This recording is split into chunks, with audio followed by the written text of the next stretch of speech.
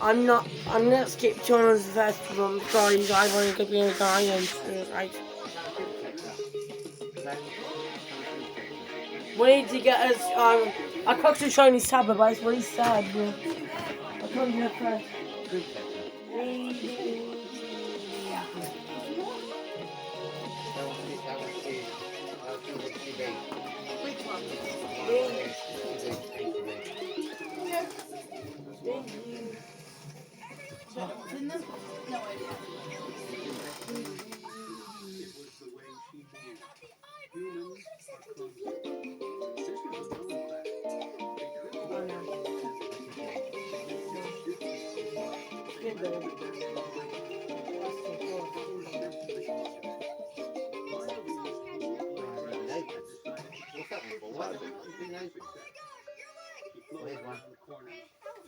To understand how Corning invented Contour and enticed Meta, let's go behind the scenes to see each step where the mini layered cable is made, starting at Corning's fiber factory in Concord, North Carolina. Mike O'Day's been with Corning 27 years and now heads up the company's fiber optics business. All throughout this factory are the processes to make that optical fiber, all of which were invented by Corning to industrialize fiber so that it could be made at scale, at cost. This is the first step of the manufacturing process for fiber, where Corning actually invented a process called vapor deposition. It's where they use combustion to deposit glass soot on the outside of a rod. Then we use extreme heat to purify the glass, so when it comes out, it's clear. If we were to fill the Indian Ocean with our glass, you could see clear to the bottom. We are here at the third and final step of the manufacturing process. What do we see happening here? So what we've done is we've taken that purified glass and we've loaded it into the furnace above us. We are now going to take this glass and stretch it out into optical fiber at 125 microns, which is smaller than a human hair. This ultra-pure glass core gets covered by a thin coat of color to help customers identify it in the field. Then spools upwards of 31 miles long are sent to Corning's cable factories, like this one, 70 miles northwest. Here at Corning's cable plant in Hickory, North Carolina, we got to see its newest invention, Contour, and this is the fiber optic cable that's going to go inside Gen AI data centers like Meta. Behind me, you can see the individual fibers getting woven together into what eventually will be the full cable. Up to 288 glass fibers are bound together into one subunit. Then, We're stringing them together to make a core, which we then would put a outside plant or flame retardant jacket over top. then on either end, the customer is opening it up to access those fibers inside. How many fibers? It could be upwards of 6,912 fibers in an individual cable, but they'll access the ends either to splice it to another cable or arrive at their end termination point that usually has connectors on the outside. Those connectors are part of what Corning reimagined for its new, smaller, denser cables for AI. Here you have 16 two-fiber connectors, and they just plug in to the switch. This is what was predominant in most of the data centers. What we did when we reinvented that is all of these now equals this.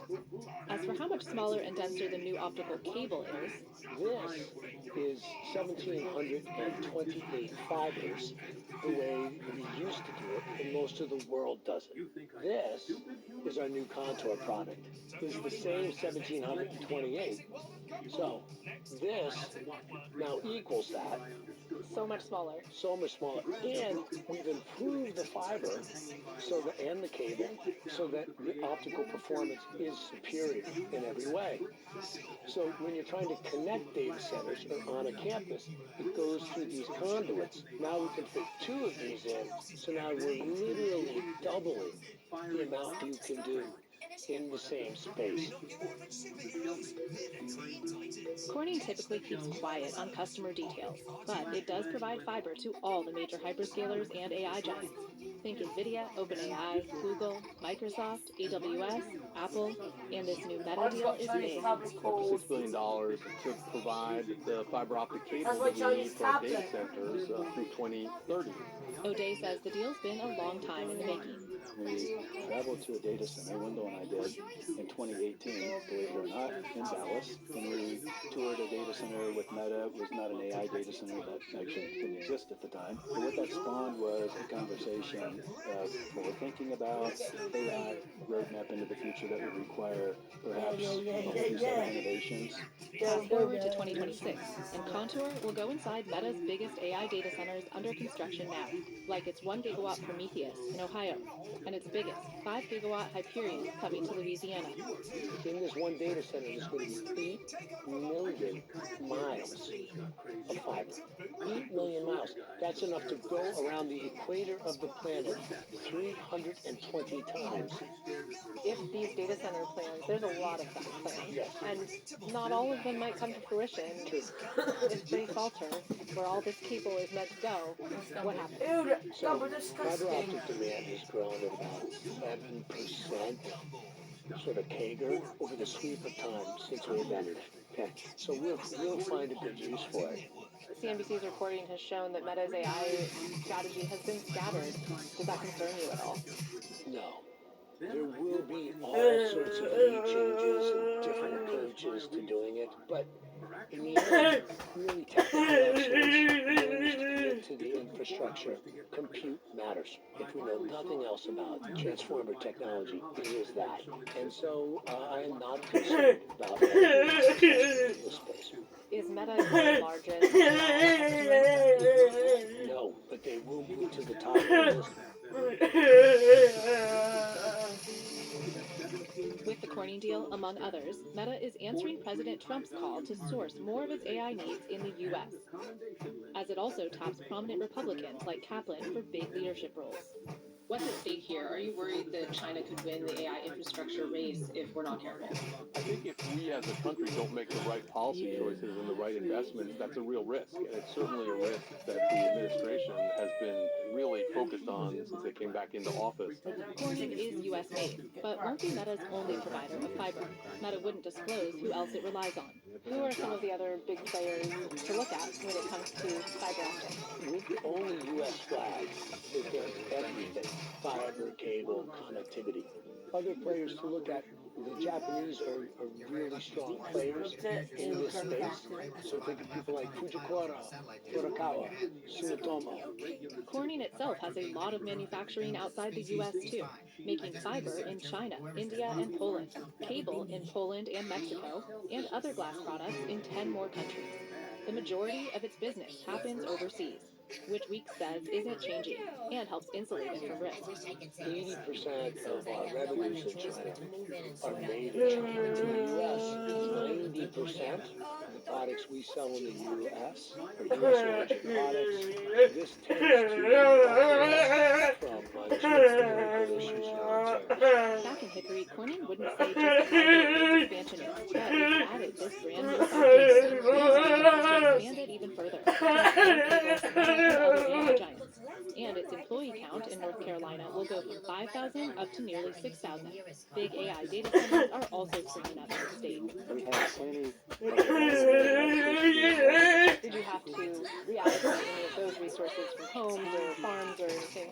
Absolutely not. And I think that's another thing that is attractive not only to Corning, but some of our other recent announcements, such as Microsoft and Apple and Google, they're all located right here in the Catawba County region. And they are a customer of Corning. Right, right. Keeping up with demand from these data center customers is Corning's next big challenge. To make enough optical cable, just like that push to make enough iPhone glass nearly 2 decades You're ago. not Let's supposed go to back drop to the that Steve thing Jobs too much. story. The best thing he taught me was believe. And I want to know if you've had a similar moment like that with any of the big CEOs in Gen AI who want your product. I won't turn it on Looking deeply because my into battery's Gen empty. AI, God. I had one that Look. I'm not going to remain unnamed, where they were saying, listen, you need to put in a lot more capacity. And I'm like, There you it is. have no idea So how to do cracked that. it. He's like, you totally don't get it. This is what's going to happen and how much I compute's going to skipped be, how on the to scaling my... laws are working. And so as a result, we've been working for 5 years or more on all these new products that you see today, and he was absolutely right. So that conversation was pre-ChatGPT? Yes. No. Pre-chat GPT? Yes. Indeed, Corning's been good at predicting tech's biggest moves. Like, for instance, when fiber may replace copper inside server racks like NVIDIA's. Right now, copper wires still dominate when it comes to connecting chips within a server. But when that becomes fiber, demand will soar even higher. I think it is a matter of being inevitable. Today, in a server, you probably have about Oh, 3.5 pounds of copper in them. And ultimately, as these AI nodes start to have more and more GPUs in them, we start to, we're like sub 100 now. Once you start to go up to hundreds, the distances will climb. And when those distances climb, fiber optics becomes much more economical and much more power efficient. NVIDIA has tried to say that they think that there's about 5 more years life of copper. Probably towards the tail end of this decade, we start to see more fiber within the server. Corning's also getting into the business of another AI bottleneck, power, by producing solar components not made in the US for a decade. From the guy that has led through multiple reinventions, been ahead of these technology curves, what is the next big thing? Beyond Gen AI, that's a pretty big thing. So for Corning, the next leg that we're seeing activate this year is solar. And that's really a need for a domestic source for energy. We're working right now fundamentally with all the different chip folks on glass core. And how glass will be part of semiconductor packaging going forward. We talked about replacing that copper inside those servers. That's co-package optics. That's us. So right now, the future looks pretty bright. Like this while you're eating your lunch. Must be a liberal sissy.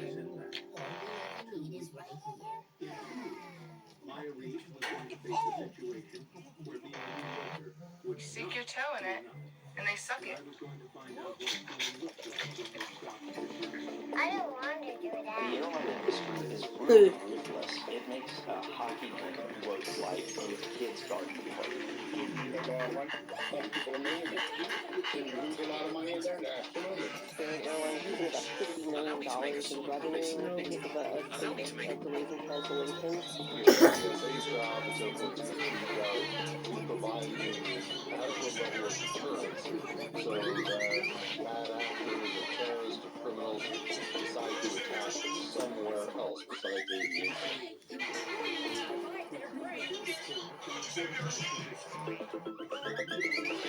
Investing in U.S. airline carriers can be a risky move.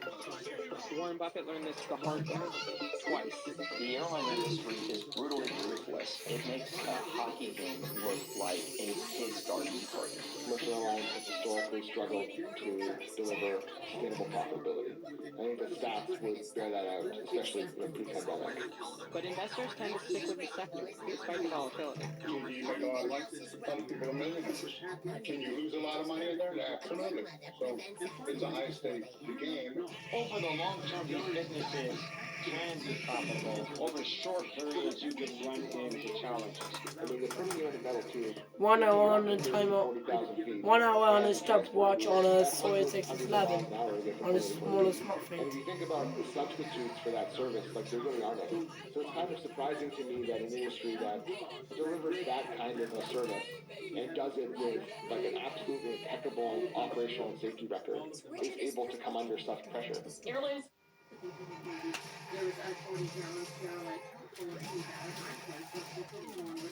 Time for a break. What? A 10-year streak of profitability, and that was very quickly ended by the COVID-19 pandemic, and that was a crisis airlines said had a larger impact than even the 9/11 attacks. Airline stocks have been on a wild ride since December 2019, begging the question, should investors steer clear of the sector? And if air travel is such an integral part of society and the economy,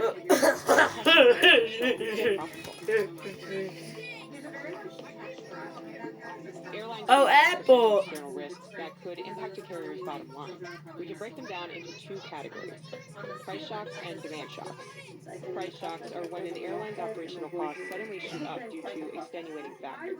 The biggest and most obvious one for these are oil prices that translate directly into jet fuel. Jet fuel is, for most airlines, their biggest expense. and it's one that's not always very easy to pass on to the customer. So as you start to see oil prices rise, that again comes right out of the airline's profit and loss statement. The steep rise in oil prices in 2008 during the Great Recession created a price shock. Airfares trended downward despite fuel costs going up, causing cash inflow problems for airlines. Carriers began unbundling airfares from other services like baggage checks, food and drink purchases, and flexible reservation changes in order to recoup the losses. Part of the problem is tickets are sold in advance. Airlines get to the price and then the input cost that drive profitability can vary sometimes on a day-to-day basis. Another example of price shock is a sudden increase in labor costs, such as what the industry experienced during the pandemic. Airlines told me that they have had to increase, sometimes multiple times, the starting wages for new hire employees. I bought a $100 S25 Ultra from TikTok shop that apparently has 2 screens. In this video, we're going to unbox and test it out and see if it's any good. Now, in case you don't know, you can find... Demand shocks are when a big event has reduced the number of people flying. There have been a number of demand shocks in the past 20 years, such as 9/11, the SARS outbreak, the Great Recession, swine flu, and, of course, COVID. These events vary in severity, but the industry took a hit from all of them. Airlines were already operating on very thin margins, but when an event like that comes in, the airlines really suffer. In 2001, airline profits declined a little more than $12 billion compared to 2000. The Great Recession led to a profit swing of more than $40 billion, and the pandemic led to year-over-year losses of nearly $153 billion in 2020. Soon after 9/11, Congress approved a $15 billion bailout to help prop up the airlines, as well as limit the carriers' liabilities in the wake of the attacks. At the time, the 9/11 bailout was the largest airline bailout that we had ever seen. The government stepped in again in 2020 as pandemic restrictions led to a huge decrease in travel demand. Congress passed the CARES Act in late March 2020. The bill allocated about $50 billion in grants and loans for passenger airlines. The government basically propped up the airlines until a point Where's that? Is it Oliver did that? Oh, yeah. Oliver did that. Oh, What did you do that on Kinmaster? One of the key parts of the it's not a legislation Kinmaster, is it's the payroll support YouTube program, or AI. PSP. The YouTube policy Ollie was did created it. to prevent airlines from laying off or furloughing Ollie did workers. YouTube AI. That might seem a bit strange because It's fun. That one's effective tool is called how do I actually have a look? lay off employees. It's not that simple. No. Because the industry is so safety conscious, if a highly trained employee, such as a pilot, goes on leave, that person must go through weeks of training to make sure they're ready. The AI is called Hairsprout. Which comes with added costs and complications. It's spray. Hairspray. Hairspray, okay. Look, what's this? Look. Because the rehiring cost can be painful for an industry that invests billions. But there was pushback to the 2020 Who's bill. that? We have privatized the gains and we socialize the losses. We seem to do it every single time. That's not good, is it? That's naughty. Some Democrats spent a lot of your cash on stock buybacks. 14 views of you being naughty. That's naughty. The legislation included some restrictions to deal with these 14 views of Ollie being naughty. That's naughty. Salaries, bonuses, and things like that. And then airlines were prohibited from laying off any workers for a set period of time for each of these 3 bailout packages. I think the government realized that with the massive evaporation of demand, that if they didn't somehow support the airlines, that there's a credible risk of failure by perhaps several airlines, and with that comes a lot more unemployment. If airlines fail, who loses? If the national transportation system fails, who's the loser? Everybody in the country, including other companies that depend on us. There's a whole spectrum of ways airlines go to market, but the 2 buckets that are broadly accepted are full-service carriers and low-cost carriers. Full-service carriers are more business-oriented. They operate out of hubs, which are central airports that many different commercial routes fly through in order to make connections easier. Think Delta, American Airlines, and United. These legacy carriers also tend to have more infrastructure within their business and operate several different types of aircraft, as well as provide services such as lounges and business class. One shoe doesn't fit all. But what about business class versus first class versus coach? In the marketplace, you shouldn't tell customers what to buy. You gotta give them the menu and tell us what you want, and they'll give it to you. These models, however, are more expensive to run. That adds quite a bit of fixed cost, but it also generally adds complexity, which makes it a little bit harder to be agile and puts them a little bit more exposed to both acute events and bigger shifts in the market. Low-cost carriers, on the other hand, run a more streamlined operation. Think Southwest, Spirit, and Allegiant Air.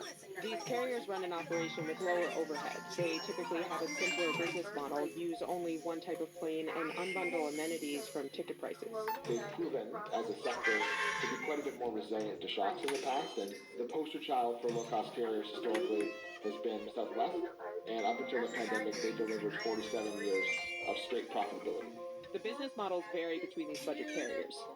Spirit paved the way for the unbundling practice, while Southwest has a motto of bags fly for free. But Southwest keeps its costs low in other ways, such as only providing one class of service, which means no business class. Regardless of the business model, all passenger airlines are very asset intensive. Every carrier must invest in things like aircraft, facilities on the ground, training centers, labor, and making sure they meet government regulated safety standards. For the vast majority of airlines, they're responding to what the market's telling them, and there is a lot of demand for cheap airfares.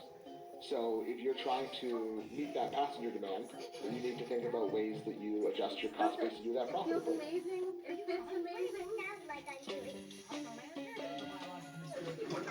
The airline industry is highly regulated from a safety standpoint, but the government used to also regulate the business side of passenger airlines. Until the late 1970s, the government set and regulated airfares, which meant the airlines had to compete based on what services they offered rather than offering the lowest cost flights.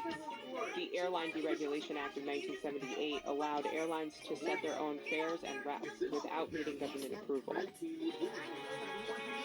After that period, we entered an era, which we are still in, where airlines are more competing on price.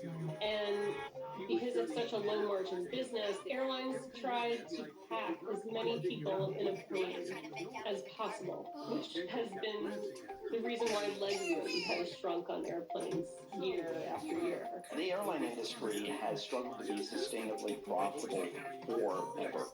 But in particular, in the U.S. since the deregulation, it has had really high highs and really low lows. The deregulation in 78 forced airlines to shift from basically utility-type businesses to free market businesses, and it was a brutal bloodletting. The deregulation sent the industry into decades of upheaval and adjustments as the business practices shifted. The demand of the marketplace led to a lot of airlines going out of business or restructuring their operations. There have been more than 200 bankruptcy filings since the industry was deregulated, according to Airlines for America. But most of these bankruptcies were for Chapter 11 proceedings, which allows a business to use the law to restructure the organization's assets and finances rather than to liquidate it. When an airline goes bankrupt, it doesn't necessarily mean that you're not going to see that airline again. Airlines that we all fly on today, Delta, American, United, all of those airlines over the last 20 years have declared bankruptcy and gone through a restructuring process. United was the first of the major airlines to file for Chapter 11 in December 2002. That kicked off a wave of Chapter 11 filings. U.S. Airways filed in September 2004, and Delta and Northwest both filed on September 14, 2005.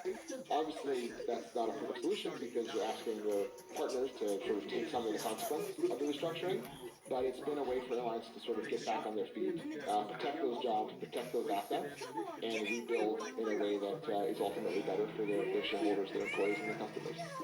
They were coming out of bankruptcy, looking for ways to get a bigger share of the market. They embarked on this big game of musical chairs where it wasn't clear exactly which airline was going to end up with which airline. Delta purchased Northwest in 2008, putting pressure on the other airlines. After years of negotiations, Continental and United merged in 2010. Continental, as large as it was still the fourth or fifth largest airline in the U.S., depending on how you measure it. And they needed scale. So you saw Delta buy Northwest. Let's say U.S. Air merged with United. So was it kind of do something or be forever in fifth place? which is not a really sustainable goal. Through consolidation, we have seen airlines compete by not competing. In the Olympics, doesn't matter how good you are, if you're number 4 or below, you're not getting one of those medals.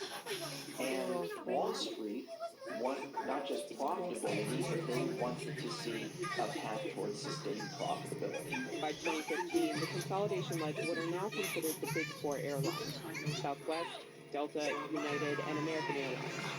As of July 2021, those four airlines control about 65% of the U.S. market. The strategy of consolidating paid off for airlines, at least for a while. Coming out of the recession, consolidation in the U.S. has certainly contributed to the profitability of the airline industry, especially in the 5 or 6 years before COVID, when there were record levels of profit. The airlines paid down their balance sheets for the most part. They reduced debt. They improved stockholder equity. But also, they went about massive changes in how they do business. Analysts are widely expecting the industry to rebound in the next few years, but there are some caveats. The big question for analysts is, when will people start flying again after the pandemic? I don't have my Galaxy Tabby. Business travel I don't can have be my sometimes Galaxy 5 Tabby. times more profitable than a leisure traveler. I don't have my Galaxy Historically, Tabby. the core customer for airlines. But the business traveler is not yet back in large numbers, and they won't be back until sometime domestically until probably 2023, 2024, and the rest of the world 2024, 2025. And some portion of business travel that existed before the pandemic is not coming back. We estimate right now it's probably 20% may not return even by 2025. So that's going to put more pressure on airlines to cater to leisure travelers. Demand is definitely very important. What kind of price point type recovery is also very important. Assuming oil prices stay at these levels, pricing will probably stay elevated. That might not be a great message for the consumer, but it's a better message for the shareholder. There are pretty significant debt loads that have come along with the pandemic. Right now, rates are pretty low, but they're probably heading up, and they're facing issues in their supply chain, like many other companies. And that includes, by the way, things like pilots. The airlines are in a better place than many people would have thought early in the pandemic. I have my Galaxy, but they've done a pretty good job of responding and addressing what would normally have been existential threats and finding a way to weather through the worst of the storm.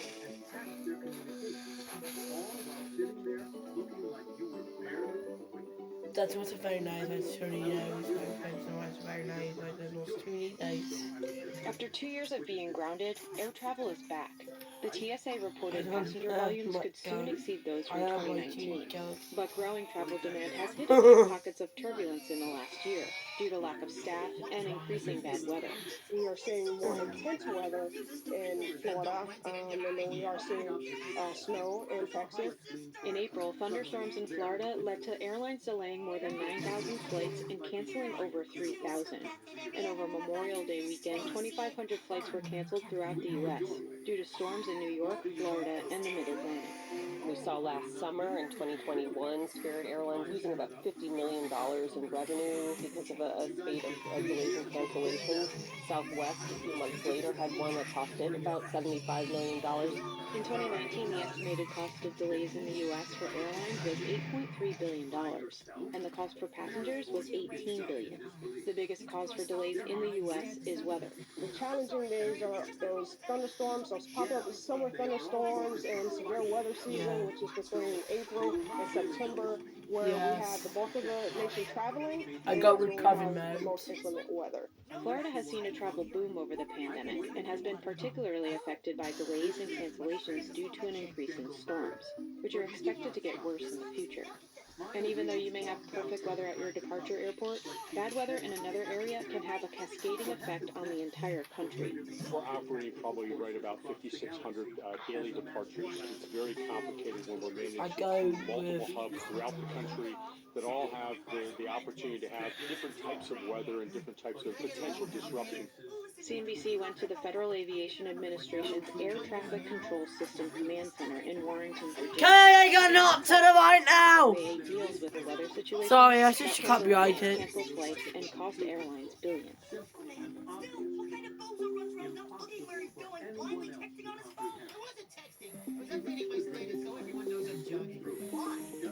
The National Airspace System, or NAS, is a complex, busy place. The FAA was created in 1958 to oversee it.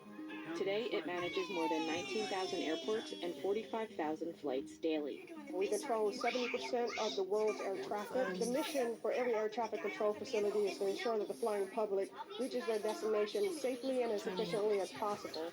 All right, good morning, everyone. Looking at the map this morning, we have a cold front off the east coast, a few storms out there. North, we're keeping an eye on the demand for this afternoon, but we expect the conditions are going to be perfect for secondary arrival runways. You should be able to keep the rates up.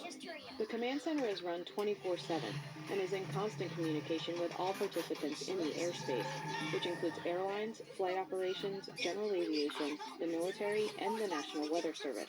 And when constraints happen in the NAS, we collaborate with those same entities to solve those issues, be it rocket launches in the airspace, inclement weather, VIP movement, and special events like, say for instance, the Masters. We solve that issue together collaboratively with traffic management initiatives.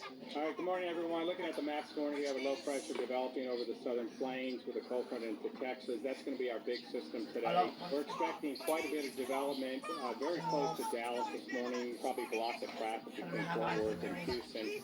The problem is Texas. Right now, we do have Texas in the plan, DFW and Dallas Love. They just put in place the north to DFW, so stuff coming from the Chicago area in the northeast is going to come wrap around to the west side of the weather. With travel demand coming back in full force, the airspace is as crowded as ever. Congestion happens every day, so we get what is known as spikes in certain times of the day. Just like anything in rush hour, everyone wants to get to work at a certain time and get home at a certain time. So we meter that traffic out. By that, I mean we slow down the problem so controllers that are working that airspace have a chance to safely maneuver those aircraft through to their destinations. Right off that. We have the Formula One race down in South Florida.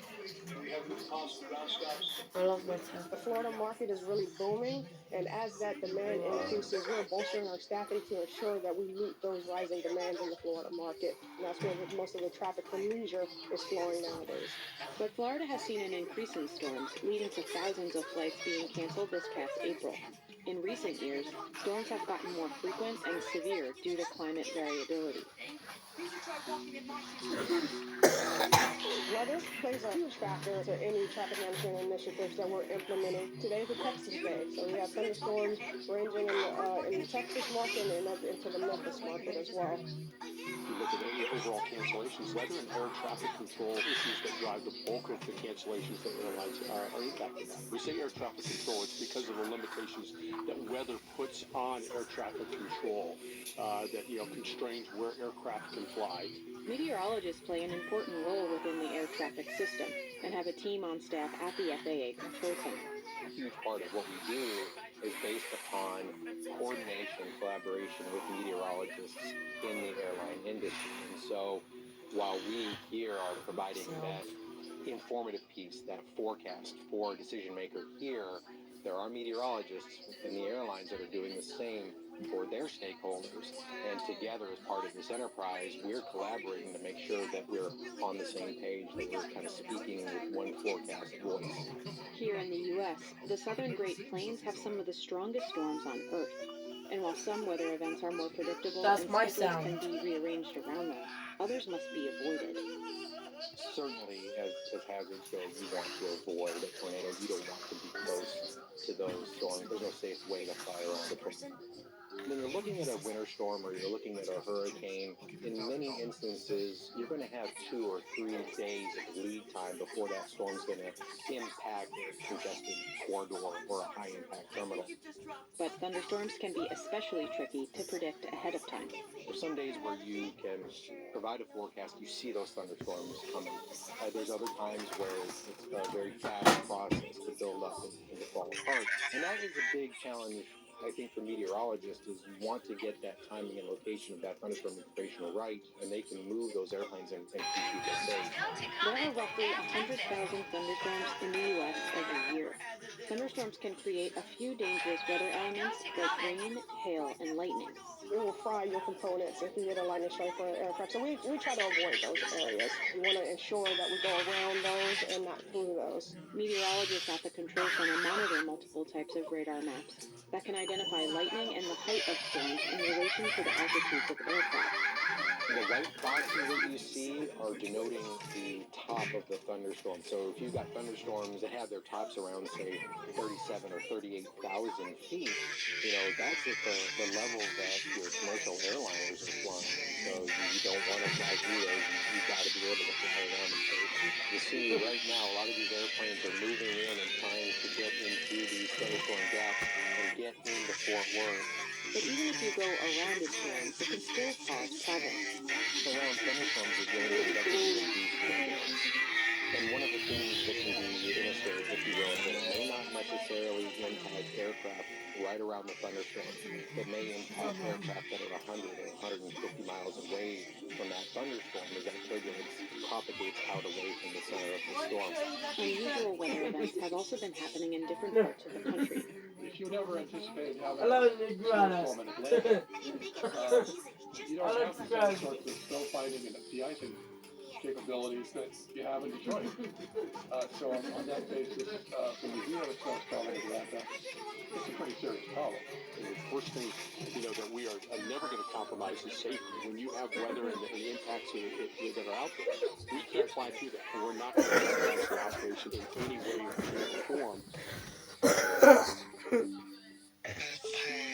While the FAA was making sure planes are safely passing through airspace efficiently, the airlines were the ones dealing with the recent passenger delays, which include weather, but also airport congestion, late arriving passengers and crew, and mechanical issues. When there's weather events in there, I think most customers are understanding of the fact that there'll be delays. They're less understanding sometimes about, I can't get to my destination with full flights and might not be able to get to my destination for a couple days, which obviously can ruin the experience. Once we get into delays, we get into internal airline mechanics, availability crews, in some cases contractual limitations. You can just destroy my phone. Caused the originally scheduled crew members not to be available to fly a flight. Find some wild stuff on TikTok Shop, like a $700 Meta Quest for only $70, or a phone that looks like, well, this. Unfortunately, those customers... S25 Ultra and the S24 Ultra, so let's open it up and see what's inside. Alright guys, screen protector off, and it looks pretty normal from the front, but then flipping to the back, wait, this is the phone, there's a screen in the back, dude, it's got dual screen, I think, also, wait, what? It says, do not buy my warning, it freaking says, cupcake. One thing that Alright, airlines let's go ahead and take this back cover off as well. Alright, got that thing off, and the back feels like probably plastic here, and of course you can see our second screen here, which we'll test out once the phone is on and see what this thing can do. Hold on, no. Then of course I have our 5 cameras here that kind of emulate the S25 Ultra, and then the curvature of the phone itself though looks more like an S25 or an S25 Plus rather than the S25 Ultra, but anyways, let's go ahead and turn this thing on and see what it can actually do. Okay, finally turned on here, and it does appear, we can go ahead and unlock this thing, and wow, it's not even factory reset. Hold on, oh no. Okay, so this thing came from China, and it's already set up, so who knows what's on it, maybe malware, maybe some spyware, maybe a virus. You gotta be kidding me. No surprise, but I am disappointed.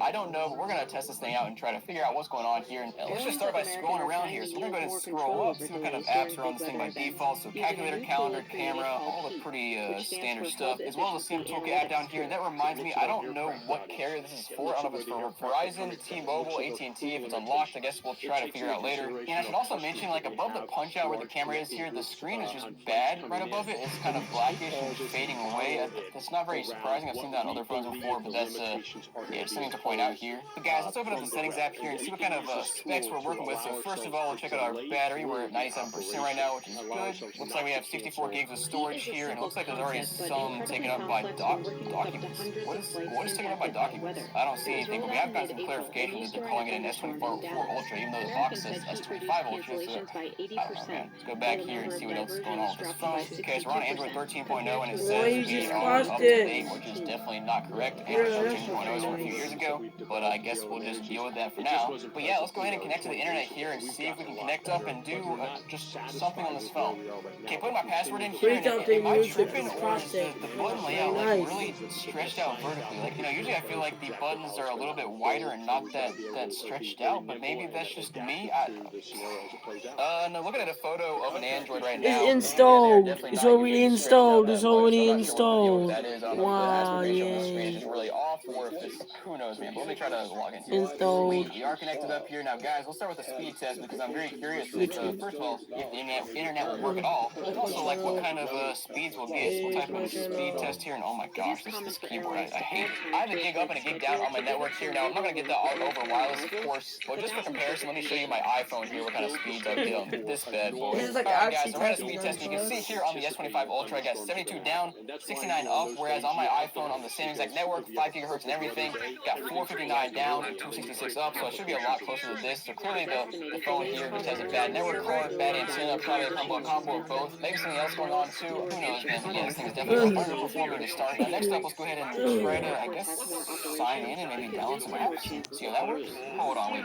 Watch this. Okay, so open the app up, and look at that logo. Look how low res that logo on the screen was. That's just not great. Also, the frame rate on this thing, when I move it around, wow, absolute garbage. The little labels down here are just straight up covering part of the screen. They look like they were made in Microsoft Word and just kind of copy and paste it in. We got beauty, video, picture, blur, pip.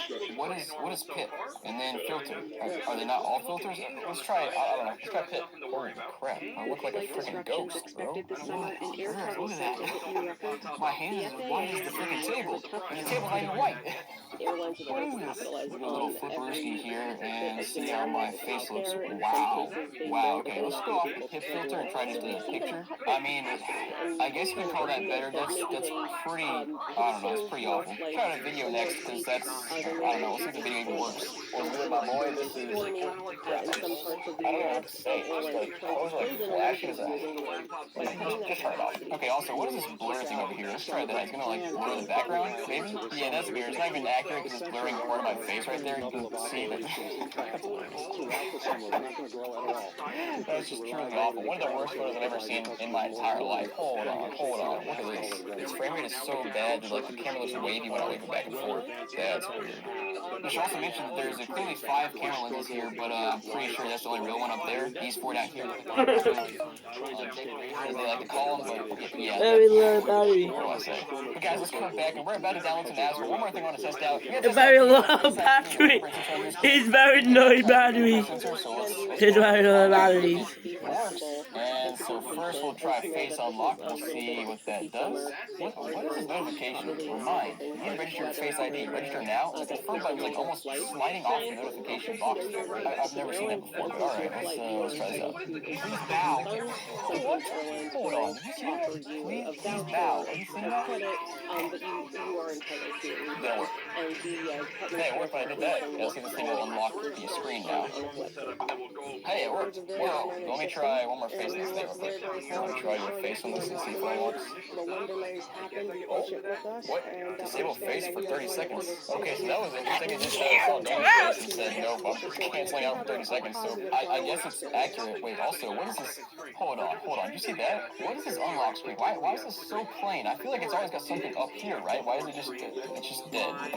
Okay, hold on. Do we actually not have a fingerprint sensor here? Wow, I actually don't think we do. So usually, if you don't know, I'll throw a clip on screen, but usually these things have fingerprint sensors, but you can just touch any part of your body to it, and it'll just unlock no matter what you do, no matter what you register. So yeah, that's kind of wild stuff. But guys, next up, let's go ahead and actually connect up to the internet and download some apps and see what this thing can do. Okay, after painfully typing my password in with this stupid keyboard for 5 minutes, I think it's finally letting me sign in. Hold on, what is this? I gotta type in my 2-factor code here, which is whatever, but look at this keyboard down here. What is pause, wait, in, what is that? I don't think I've ever seen that before. I'm using pause as a comma and it's laggy. what is this keyboard, man? This is so insane. Alright, here in Google Play, and I just swiped down my notification bar and was looking at some of these settings here and noticed my Oh, mic okay, access is David. available, which kind of makes me wonder. I wonder if it has some default apps here recording me. Maybe, maybe not. Maybe.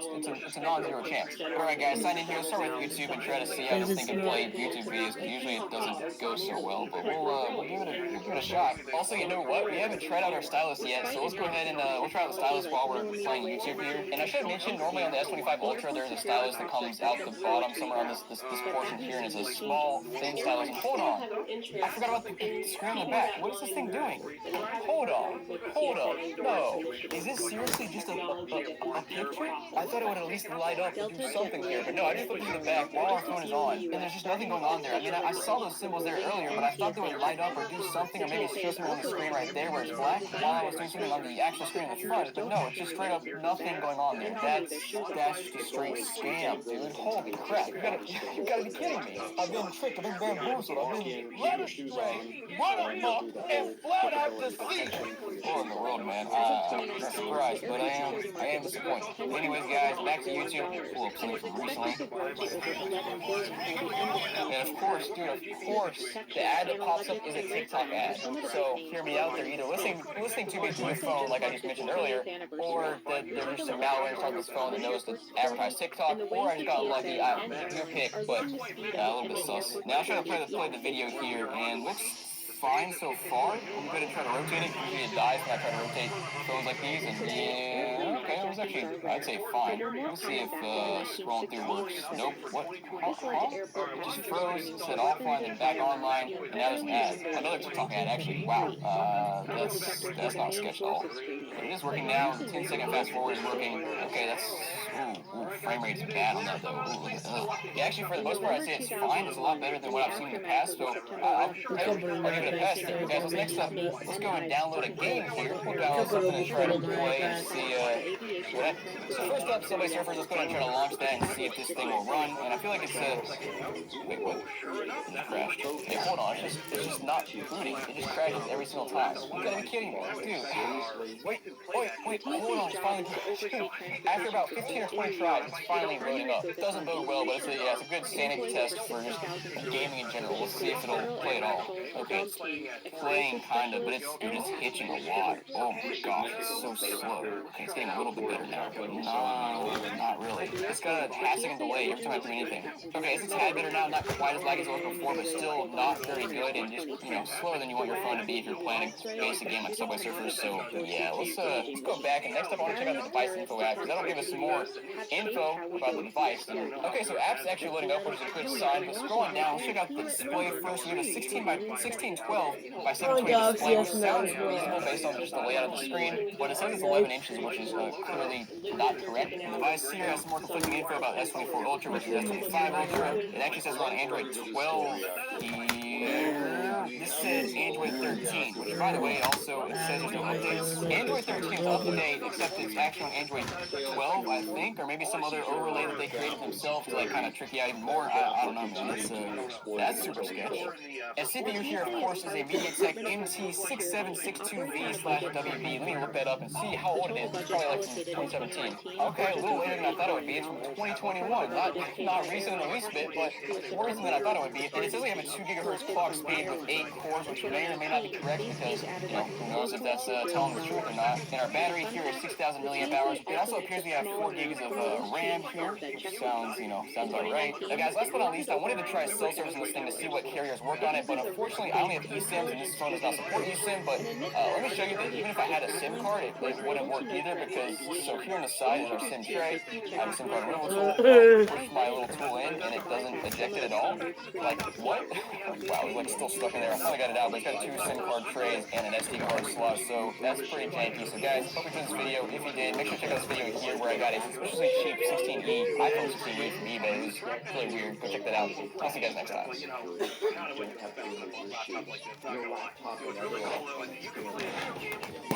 Nuh-uh, too childish.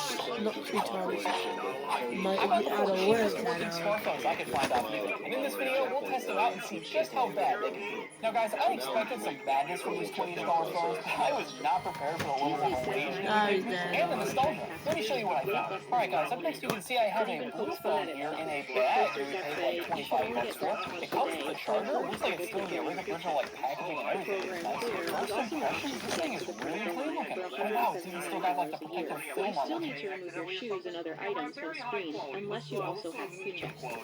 In the U.S., the TSA screens Already set right now. 5.5 million Yeah. items and 1.4 million checked items daily.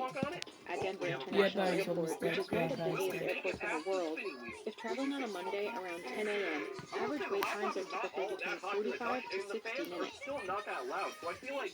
The TSA is investing in other technologies in an effort to speed up the process. Automated screening lanes have been popping up throughout the U.S., and airlines are turning to biometric screening to improve and streamline getting through security.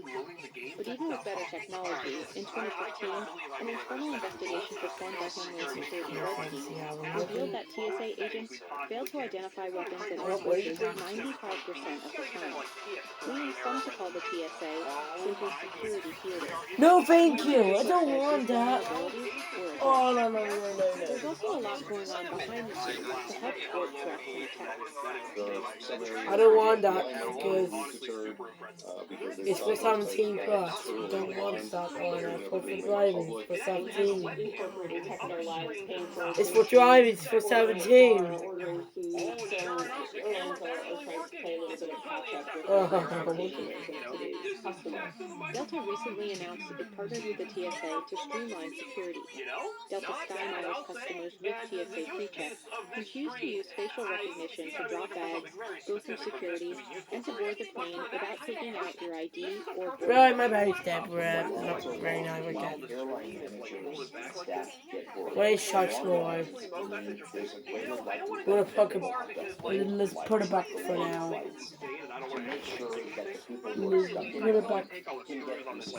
Put it back. Put it back. Started rolling out credential authentication technology. I'll do it back for now. Which allows the person being screened to put their ID into a machine instead of handing it to an agent. It's linked to a database that shows pre-check and flight information, removing the need to also scan a boarding pass. It's also testing chat with a camera that takes a photo to confirm your ID this one. to minimize contact between officers and passengers. It says photos Go big so. My expectation is TSA would very much like this to become the standard. Our research shows that 81% of airline passengers in the U.S. are willing to share their personal data with airlines they fly regularly. The challenge is that biometrics still scares some people. And I think that the fact that the TSA is controlling this data, not the airline, may be an issue because there are some people who actually entrust the airline with their data more than government. But what about passengers who don't want to opt into a background check and still need to take off their shoes? Most people travel once a year, if that. That's why TSA, I mean, for all this technology, a lot of it is the TSA agent just kind of yelling, like, take off your shoes and belts and empty your pockets and take your laptop out. And it's just, for all these tech that we're starting to see, a lot of it is avoiding people just so they can keep that line moving. Put it back on Disley B. Vetty. It also has an award-winning Instagram account showing absurd items passengers try to get through the checkpoint. The TSA has several initiatives working to enhance screening technology. The Innovation Task Force works with the industry to find and test better Oh, screening. no, come It also has a program called the Capability Acceptance Process, or CAP, that allows acceptable screening equipment to be donated to speed up deployment and enhance security. It also awards contracts to companies working on security solutions. They put out a emergency announcement which allows vendors and others to apply for grants for next generation technology. They're kind of the TSA that's investing in new technology to kind of streamline their process. In the past, Analogic and Smith's Detection, among others, have been awarded contracts for CT scanners that can scan in 3D I couldn't see that one. explosives without the need to remove liquids or electronics. That one's a sleepy. Liberty Defense was Sleepy. awarded Sleepy. $500,000 from the TSA. This one's sleepy version. On a walkthrough screening called the I can't see the sleepy version. Take a reflection off the foot to see if there's anything. I can't look at sleepy version. No. No. I can't look at sleeping vision. The sleeping vision. I can't look at sleepy vision. That was a sleepy vision. Liberty has an exclusive license for this There we go. that was developed by Pacific Northwest National Laboratory and funded by the Department of Homeland With Security. sleepy version. Probably about a 3-year I can't look at sleepy vision. The Hexwave looks like a walk-through metal detector, but with capabilities similar to the body scan. I'm going to get sleep now. Any type of It's like in the morning. metal, non-metallic, liquids, plastics, ghost guns, drugs. We'll be able to identify those as threats that shouldn't be on the body. The company will go through an 18-month program coordinating with the TSA and then begin testing in an airport or a lab. The agreement is specifically for screening airport workers, but they hope it could be used for general screening as well. While there has not been a plane hijacking in the U.S. since 2001, new security concerns have emerged. Now we worry about suicide bomber in the terminal building. We worry about active shooter in the terminal building. And the threat that's always been there has been the threat of the insider, because they effectively have the keys to the house. They effectively bypass a lot of the security that passengers have to go through. The TSA has seen a record number of guns coming through airports, a number that has been rising annually over the past 7 years. Since the beginning of this calendar, since the beginning of 2021, we stopped well over 4,000 live aircraft. Over 3,000 underclasses of firearms, plus gun guns, and firearm components. With more guns being found than ever before and long lines before security, Liberty sees a use case for its technology even before you reach TSA. We're looking to be at the entrance before people even come into the airport. So the land side before they go to the aviation checkpoint. The future of airport security looks like biometrics, 3D scanners, and better threat detection, some of which are starting to be deployed today, but not everywhere. Each airport is different, so it may take some time before you experience one of these new technologies. Every airport has its own unique airport security program. It's just differences in geography, differences in operational methods. It's way too different for a one-size-fits-all solution. I'm not sure we will ever get to the point where people can simply walk through without having to have this extra. So you'll still The hope is for these systems to be implemented in the next few years. For now, choosing to pay for background checks and using your face as identification may be the fastest way through airport security. TSA will never be perfect. It's an imperfect system.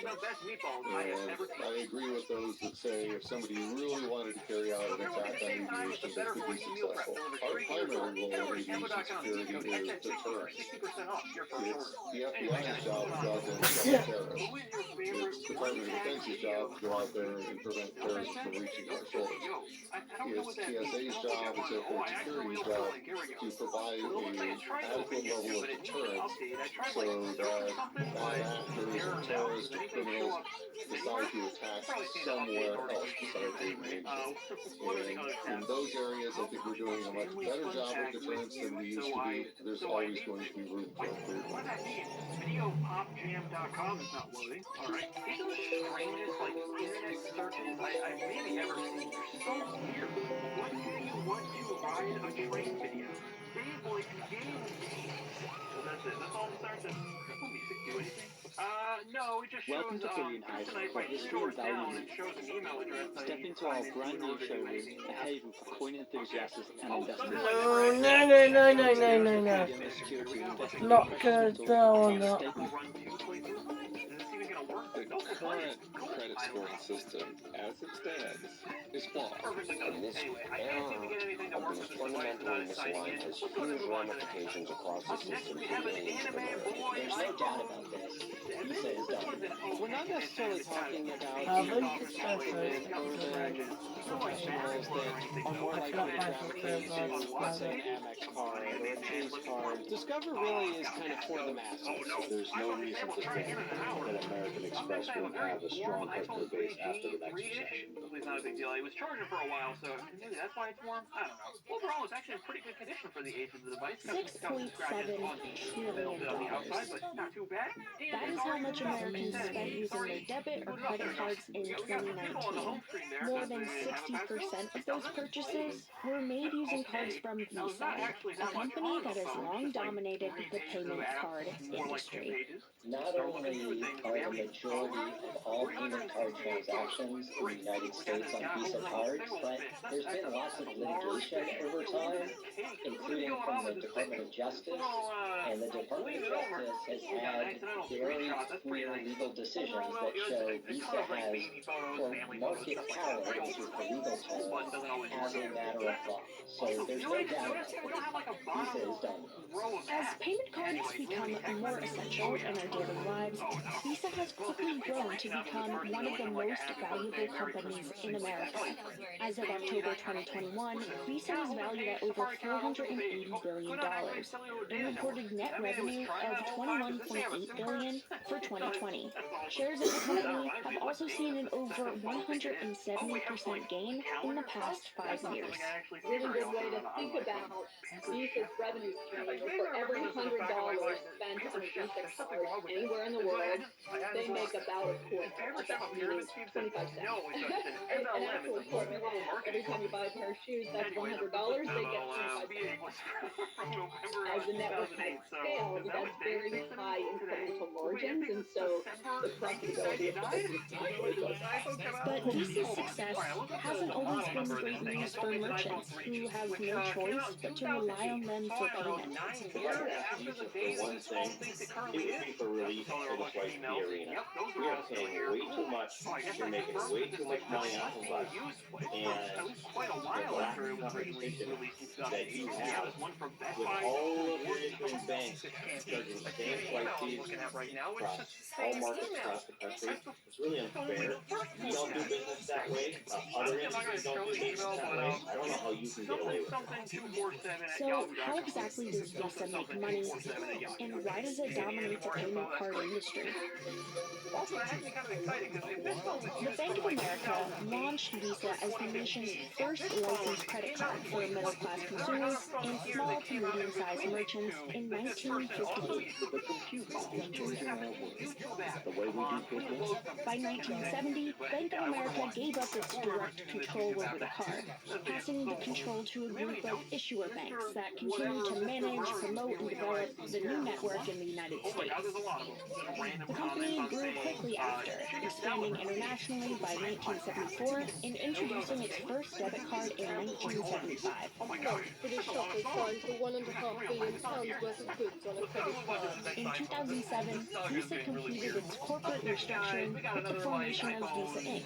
and went public in 2008, raising $17.9 billion in one of the largest U.S. public offerings to date. Visa was set up to do that. They started as an association of thousands of banks across the country. So all these banks came together and established Visa to have this national credit card. But of course they had a dominant position because it was virtually all the banks. There are still Class B shares of Visa stock, which are actually owned still by those original banks. Today, Visa has grown to become one of the world's largest payment processing networks, saying it has over 3.4 billion cards in the market across over 200 countries and territories. Visa generated over $4 trillion in purchase volume in the United States, according to the February 2021 Nielsen report. In comparison, MasterCard has over 2.3 billion cards in the market with a purchase volume of roughly 1.7 trillion. Visa does have a huge number of cards out there, more than MasterCard without question. Discover Card's a little bit anomalous. They have more cards than they have transactions, but Visa cards in both credit and debit are the most frequent ones, and Visa dominates the transaction counts in both markets. And it's a profitable business. Since going public, Visa has rarely had a decline in revenue, and its shares have continued to outperform the S&P 500, excluding just 3 years. And although the year isn't over yet, 2021 is on track to see Visa underperform the S&P 500. In one of those years, 2020, Visa still reported net revenue of $21.8 billion, with operating expenses at $7.8 billion. Its total net income for the fiscal year came to roughly $10.7 billion. Their profit margins are huge. The numbers I've seen over time have been, 30-40% profit margins, where, to give you a sense, in the retail industry, profit margins tend to be in the 2, 3, maybe 4% range. So as a business, the reason it's so profitable is because it's a primarily fixed cost business. Once you've got that infrastructure all in place, each incremental transaction that's flowing through that ecosystem comes in at extremely high incremental margins because it's just this massive capacity network. And so as Visa has scaled, their profitability has gone up dramatically for that reason.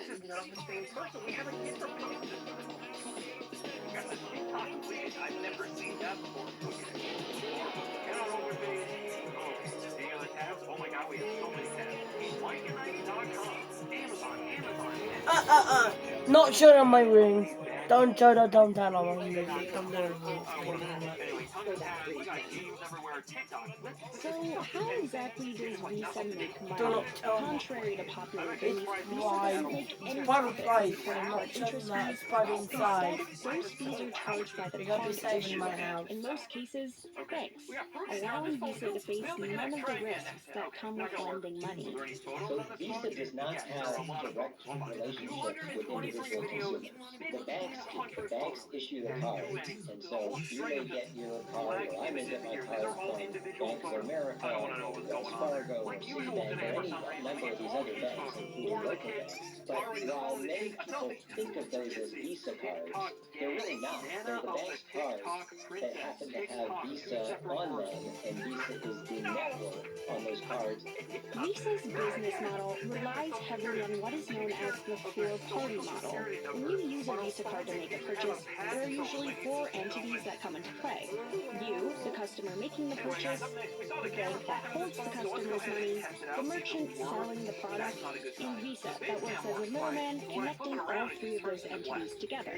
There is physical network, not dissimilar from telecom network or an internet network, except telecom might carry voice, internet carries information, Visa's network carries money, right? So it's a different type of physical network that connects about 18,000 banks and other types of financial institutions globally. And every time that you use a card, a series of messages have to run back and forth between the cash register or the website or wherever you're making a purchase, going back to your bank that issued you a card to see whether you are who you said you are and whether you have the money, right, to do an authorization, and then also to go back and kind of clear and settle the transaction, meaning actually move the money from your bank's bank account over into the merchant's bank account. A majority of Visa's gross revenue, about 39%, comes from data processing fees that are required to complete this practice.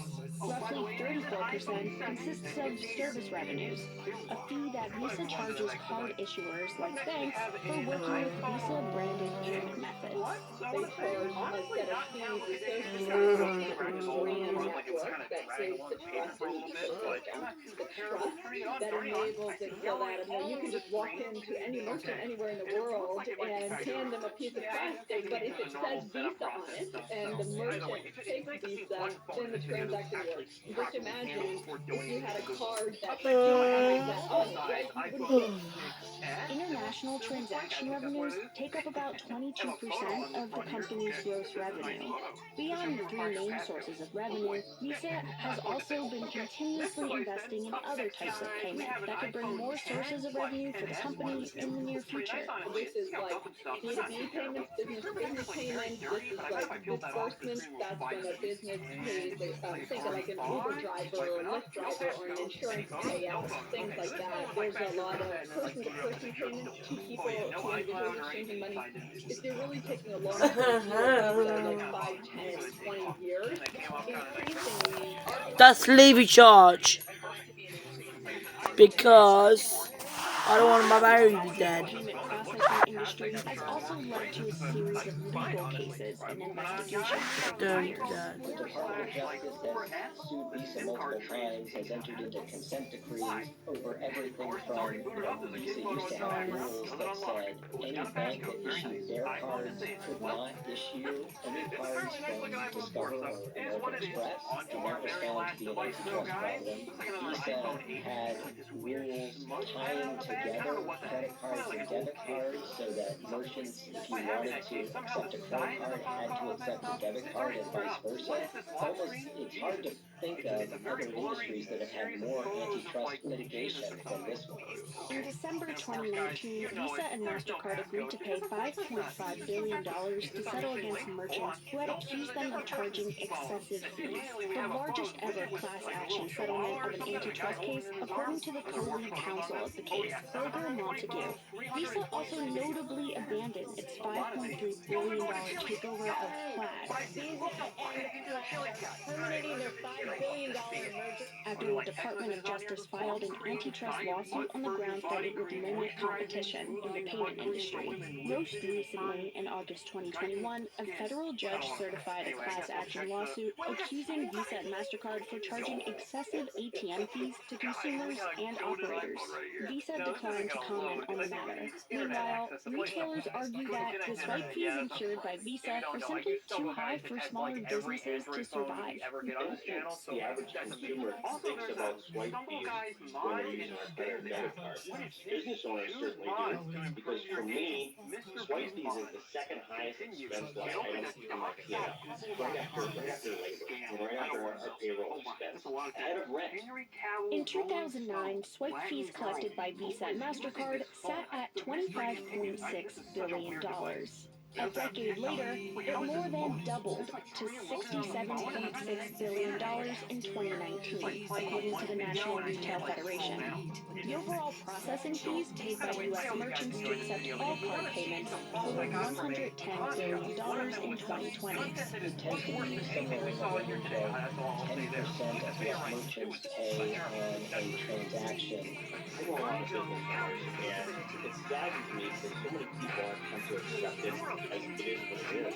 And like, no, I mean these prices are so ridiculous. The amount we pay in swipe fees is so high that they can do something about it. Somebody has to do something about it. This is a central part of the problem with their dominance, is that this is the banks acting collectively and setting prices where they should be competing on price like all other American businesses do.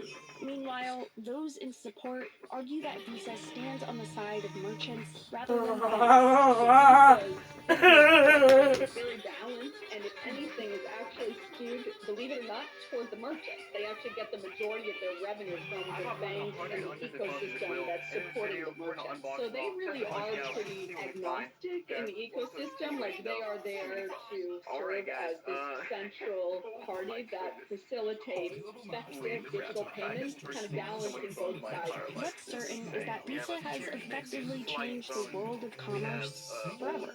Visa, at some level, is a victim of their own success in the sense that they're so ubiquitous and so secure and so easy to use that people begin to take it for granted. For the consumer, it's fantastic. It's just an enabler of their life. I mean, I just always tell people, imagine if you didn't have it and you literally had to pay for everything either with cash and a check, what your life would be like. On the merchant side, though, the same thing is true. I mean, cash is expensive for merchants. They have to have cash drawers, they have to have armored trucks, they have to have managerial level people that count the cash and make sure that there's not theft at the end of every shift. There's always, of course, debate and griping about the kind of cost of taking card payments. The reality is that the alternatives are also extremely expensive, and it's a very quick, easy, especially with contactless payments nowadays where you can just tap it and go like the speed of your checkout line just facilitates the whole world of commerce. Here's one. Let me try to put a SIM card in this and see what happens. Well, this is really tragic. It seems this phone just stopped working. I cannot get it to turn on or charge or anything now, despite it working for like 10 minutes. $52.9 billion. That's the total revenues net of interest expense Amex made in 2022. But despite its impressive earnings, Amex is far from dominating the credit card industry. Its domestic payment volume is far behind that of Visa and MasterCard, and it lags behind Discover based on the number of card in circulation. It's a difficult business for American Express to be in, given the threats posed by Visa and MasterCard. What they've leaned into are people who use the card a lot, spend a lot of money, and pay it off. And they're willing to cater to that crowd by giving them premium perks, whether that's at the airport or things they can use every day, whether that's a Walmart Plus membership or Uber Cash or things that keep you using that card, keep it at the top of your wallet. Armed with impressive rewards and a loyal customer base, Amex has achieved impressive growth. Nope, no apps at all. Yeah, I guess that's about it. Let me go ahead and try out the camera here, see how garbage this thing is. Come on, man. Honestly, not bad for a track phone. I mean, it's not good either, but okay, not horrible. Let's try out this next random long voice. Well, hold on, I gotta zoom on my camera because this thing's so long. Alright, we are booted up here. Searching for service. Got this nice little background.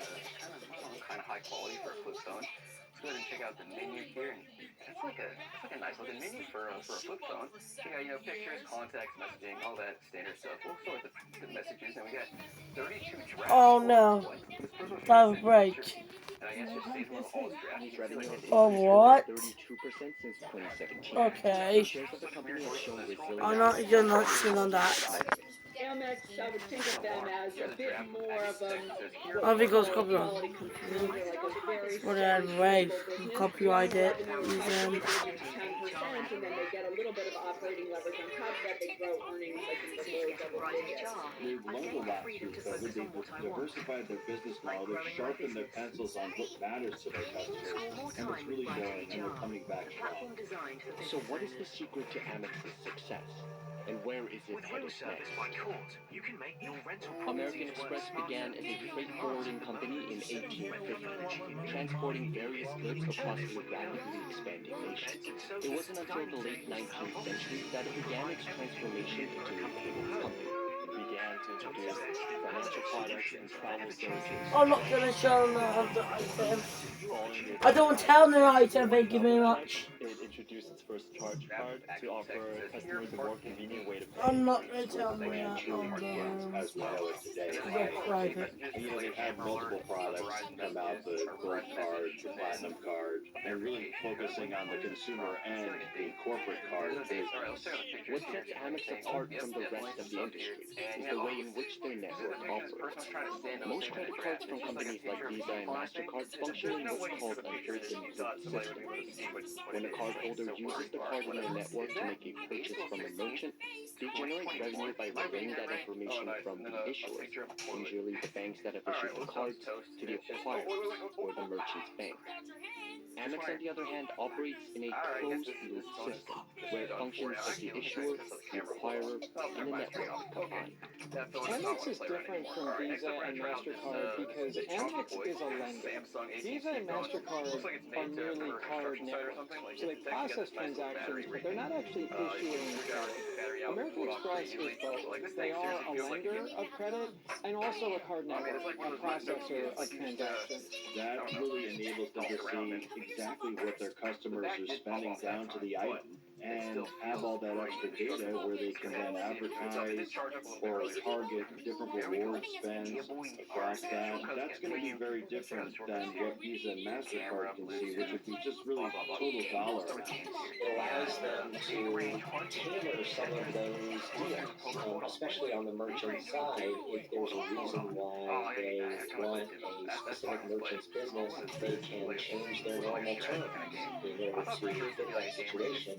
They don't have to worry about a bank being upset about what those terms are, whereas Visa and MasterCard would. This closed-loop system also allows Amex to earn money from interest, unlike Visa and MasterCard. The company generated about $9.9 billion in net interest income in 2022. It's advantageous to be diversified, so they get paid anytime a transaction is processed, and then there are also other levers, like people who pay annual fees, or pay debt, or other things that incur charges. But interest income is just the tip of the iceberg when it comes to Amex's total revenue. Discount revenues, or fees charged to merchants that accept its cards, brought in more than $30 billion in 2022, contributing to more than 58% of Amex's total revenue net of interest expense for that year. They charge a premium to their merchants to take their cards, and the merchants are willing to pay that premium because American Express is bringing them the most affluent, biggest spenders. They make the discount revenue off of this swiping, and so they charge the merchants a certain discount rate, 2.5 or so, depends. This can vary by merchant size, actually. But a lot of their revenue, unlike their competitors, is coming from this swipe fee versus net interest income. Because of its reliance on discount fees, its spenders are Amex's most important asset. Recent reports claim that Amex card members spend on average 3 times as much annually as those who aren't members. Amex targets these affluent cardholders through a spend-centric model that focuses on generating revenues primarily by driving spending on its cards. That's where rewards come in. In just 2022, Amex spent almost $17 billion providing services and rewards to its card members. When they talk about a spend-centric model, they're really talking about being your go-to card. And I think a really good example of this is the Amex Platinum Card, one of their flagship premium products. On the face of it, this is a travel card, and it has a lot of travel benefits with rewards and airport lounges and all that fun stuff. But you can also get a free Walmart Plus membership, and you can get a whole bunch of other everyday kind of credits. They're trying to make this a go-to every day, not just something that you pull out a few times a year when you're traveling. That high spend-centric model is the reason why they can provide such strong rewards that they do, and why the customers are willing to pay those higher annual fees than for other cards, because they're getting the benefits of the spend and the rewards. The people that are spending are actually making this up in their spend behavior. Having a closed-loop system means how much the cardholder spends is usually more important than the number of transactions made. Amex also utilizes the immense information gathered through its closed-loop system to create offers that attract and retain customers. A lot of the tricky part about rewards programs in kind of big, more mainstream cards is that the rewards are a little bit of like ad hoc. Like they might have very cool, interesting rewards, but they might not do things that you as the consumer value. In American Express's case, because of that closed loop dynamic, and because they know you and they know the merchant, they can create rewards that feel to you as the consumer like this program was custom designed for me. Like they can go out and recruit all of the top hotels and all of the top restaurants and have specialized offers and specialized rewards and stuff to bring consumers, the affluent consumers, to those hotels, to those restaurants, and everyone benefits from their role in the middle of connecting those dots. Having an affluent customer base also gives the bonus advantage of decreased credit risk. Delinquency rates for Amex have remained substantially lower compared to other major issuer banks. Credit losses through the cycle will move really closely with of unemployment, as you would expect. If you think about the changes in unemployment, they roughly go up between 1.7 times and 2.25 times in a recession. And the prime credit card issuer will see roughly that same sort of increase in credit losses over that time frame. Whereas an American Express could actually see a little bit less than that. So if it was to go up 2 times, you might see American Express go up 1.8 times. And so that makes a big difference as far as the cyclicality of the business, the overall risk to earnings and returns. It's really one of the reasons why investors kind of focus on this stock in a downturn. It's considered a safer play, and that's why we're outperformed with the stock today. In recent years, Amex has begun to diversify its customers further, mainly targeting millennials and underbanked Americans. I really think that Amex is doing a good job winning over younger customers as well. They've talked about how about 60% of their new card acquisitions are Gen Z and millennials. And I think they've done some creative things there with experiences, whether it's travel or dining or exclusive concerts like they did one with Jack Harlow. And, they're just trying to reach a younger audience that will be the leaders and heavy spenders of tomorrow. Amex has also made meaningful investments in scaling and improving its technology, allowing its offerings to be more competitive against the rise of alternative cards. They continue to make progress abroad. They were actually the first U.S.-based credit card issuer to win approval in China, and they're partnering with local brands there to really tap into that increasingly affluent consumer audience. In Europe, this is like credit card adoption, both by affluent consumers and by small businesses, is much lower than it is, say, in the U.S., the UK, and Australia, where it's quite high. And so there's a huge amount of just growth opportunity. I think increasingly they're also tech companies in a way that, whether that's the apps and the web experiences that they provide or all of the data that they're gathering. Some people say that a concept like buy now, pay later can be a big threat to the Amex model. They actually were the first traditional credit card issuer to unveil their version of that. A few years ago, they came out with Amex Pay at Planet, which I think again speaks to offering something for everybody. The biggest threat for Amex is the competition within the credit card industry. To me, the biggest weakness or danger for American Express really is that marketplace power of Visa and MasterCard and what they may decide to do with it, which may or may not be anything that American Express can control.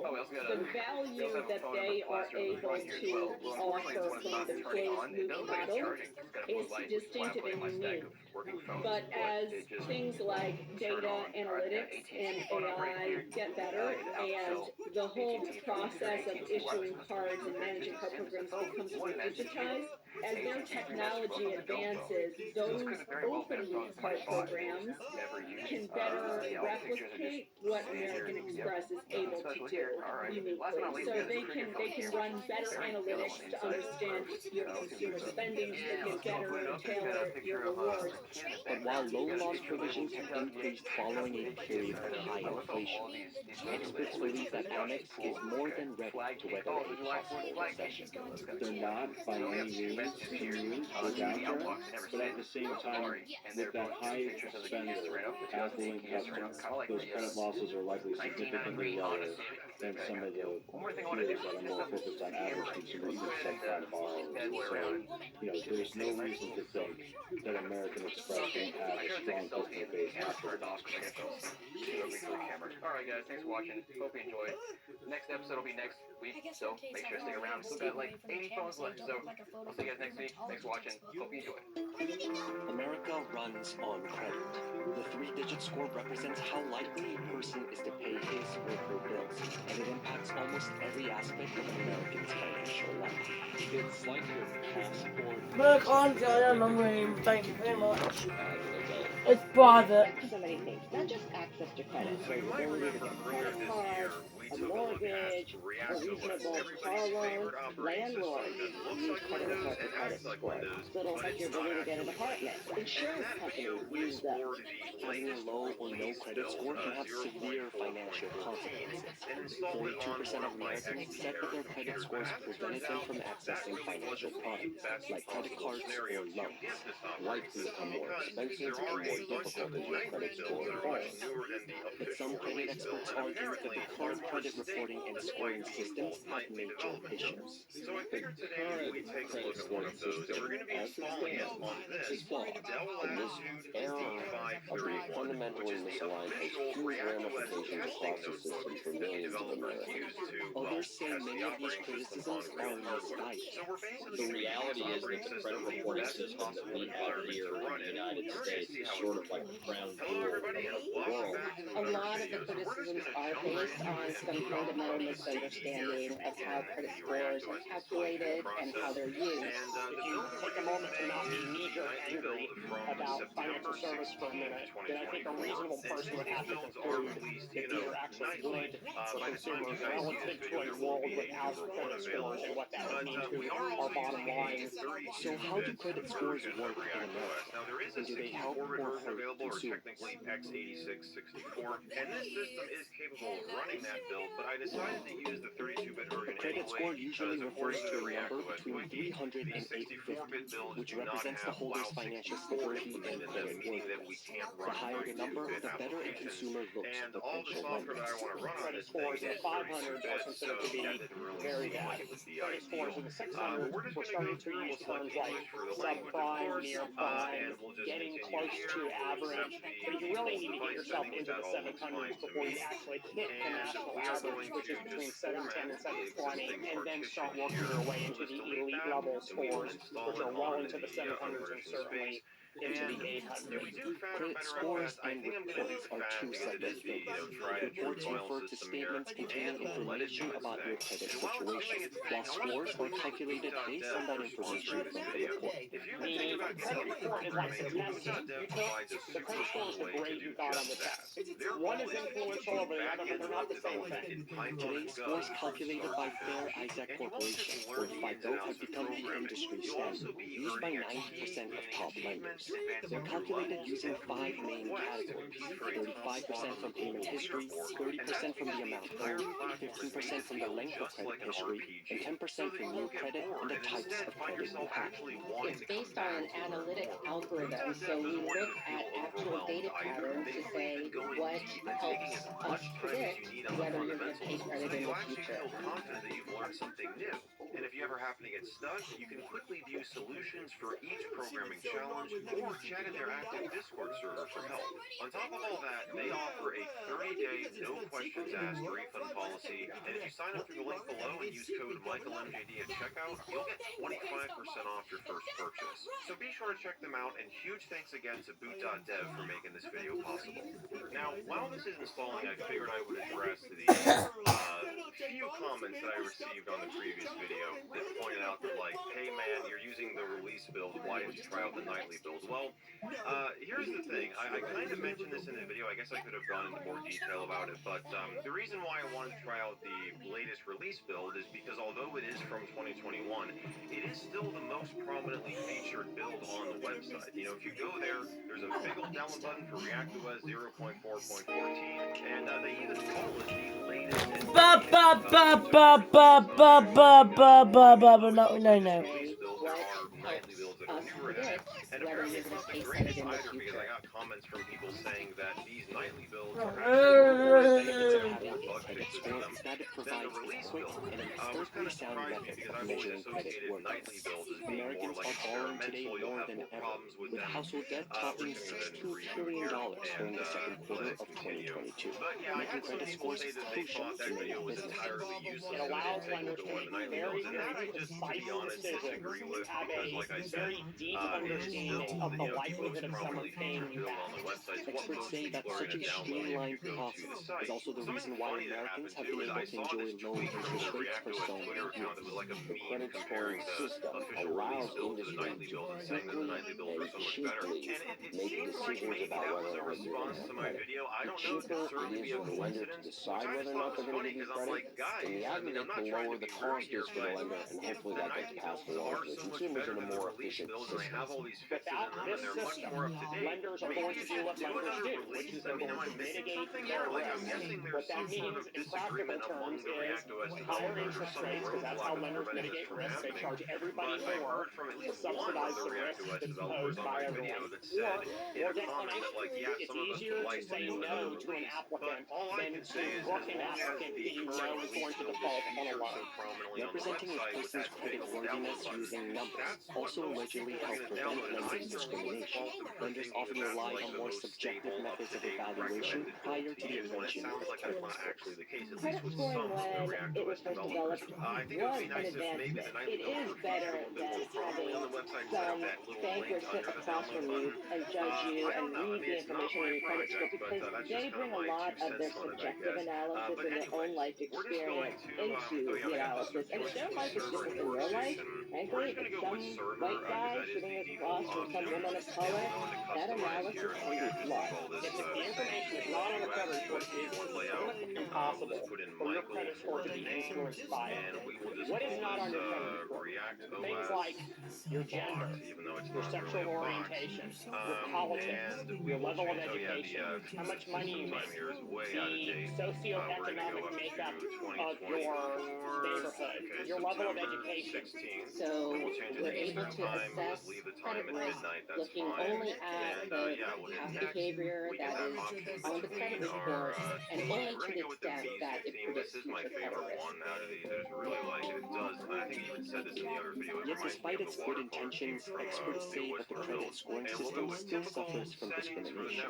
A survey of 5,000 U.S. adults found that more than half of Black Americans reported having a low or no credit score, compared to 41% for Hispanics, 37% for whites, and 18% for Asian Americans.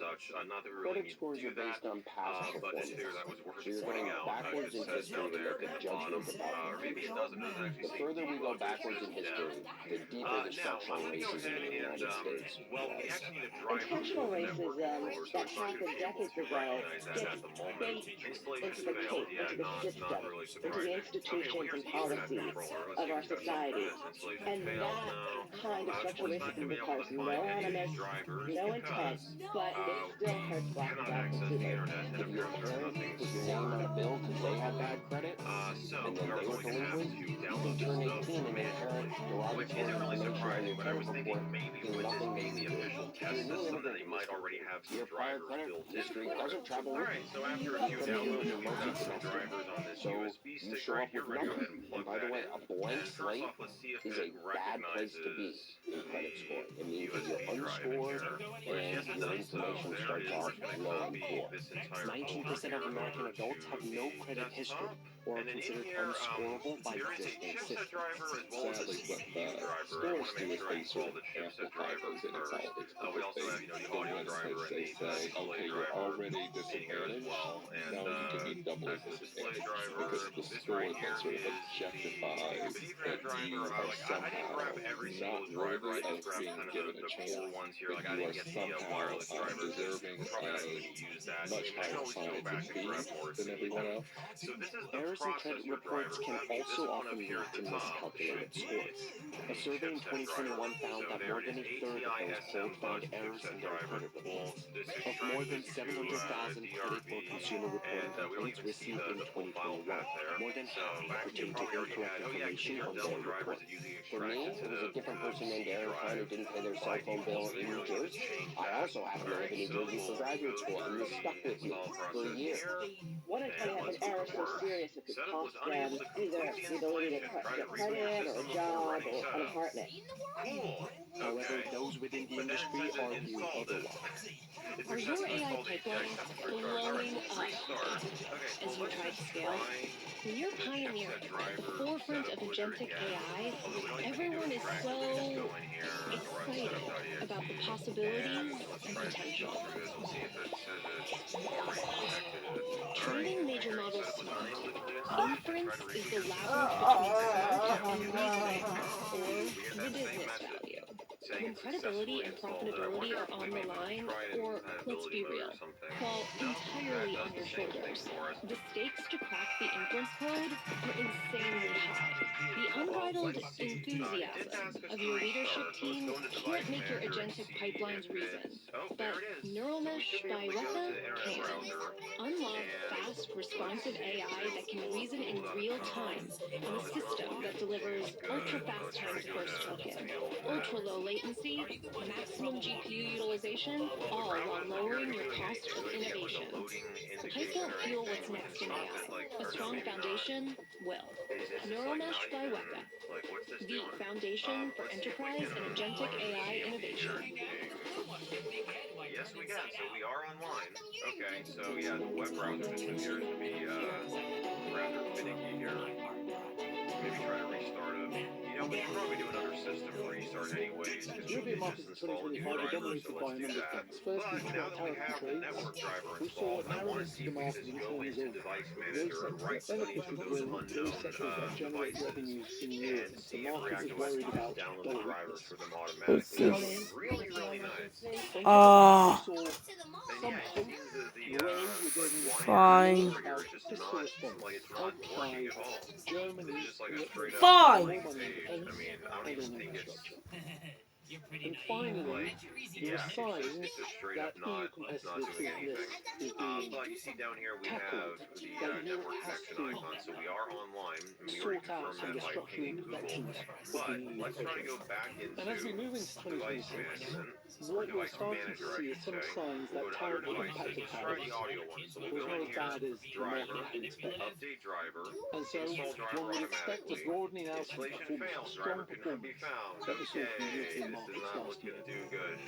Alongside that, Alright, so I guess that we are wasn't going to work as probably well and more as likely I going to see thought. the impact of What that else fiscal can we response, do which is taking here? time, Well, as it always we does can in go into Europe, the to ReactOS come through. Applications But Manager. I we would wonder, I expect think that to this start to has see it drivers to have a positive in it impact as on well. the I mean, European there's a growth whole bunch of trajectory. applications and stuff, but let's see. And Yeah, finally, drivers. Okay, for the here we go. medium and long term, we Perfect. believe Okay, that so, well, Europe actually, has to this is tackle just, its yeah, competitiveness. VirtualBox, It has to Snappy improve Driver some of those Installer. structural We could try to go imperfections. through Snappy Driver And Installer. therefore, We for the tried to do medium that long in the term view, original we video, remain so very we could try that constructive again. Although I when it think comes to we Europe. does I thought the For more light version information didn't on our work. Maybe it 2026 works in these outlook, nightly builds, please but visit we had to our actually website. get the entire like driver database because this light version wasn't supported. And yeah, we have a Sound Blaster for VMware and NVIDIA display drivers for these cards here, which I When mean we this look is at not our data, this does not it have an is NVIDIA card in it, so astronomically reliable. that does So not we're help us, constantly auditing and unfortunately. evaluating our Okay, data. well, one Our thing we can do regulators here are back in the, if you're trying to examining do us on a driver files, regular, and here's ongoing the basis. video So one. they're So looking at all of our try to run systems around setup data here, and it integrity, fails. data There is also this reliability, how we IS engage with consumers, setup.exe, etc. Under which the is Fair for the Credit Reporting API Act, credit bureaus are software. responsible for Is this collecting the any entire inaccurate driver? information Unable to on their load reports. But research has suggested that many atim.dll. consumers Okay, find so, errors difficult to well, get fixed. hang on a second. What if there's like a Failed judge upfront that always installation, rules and for it the crashed. defendant? Although there So is if this your mortgage servicer says you're late, even though you really were never late, and you have documentation that you were never late, it will still show up as late. Fixing mistakes is expensive and time-consuming for the credit reporting and credit scoring industry.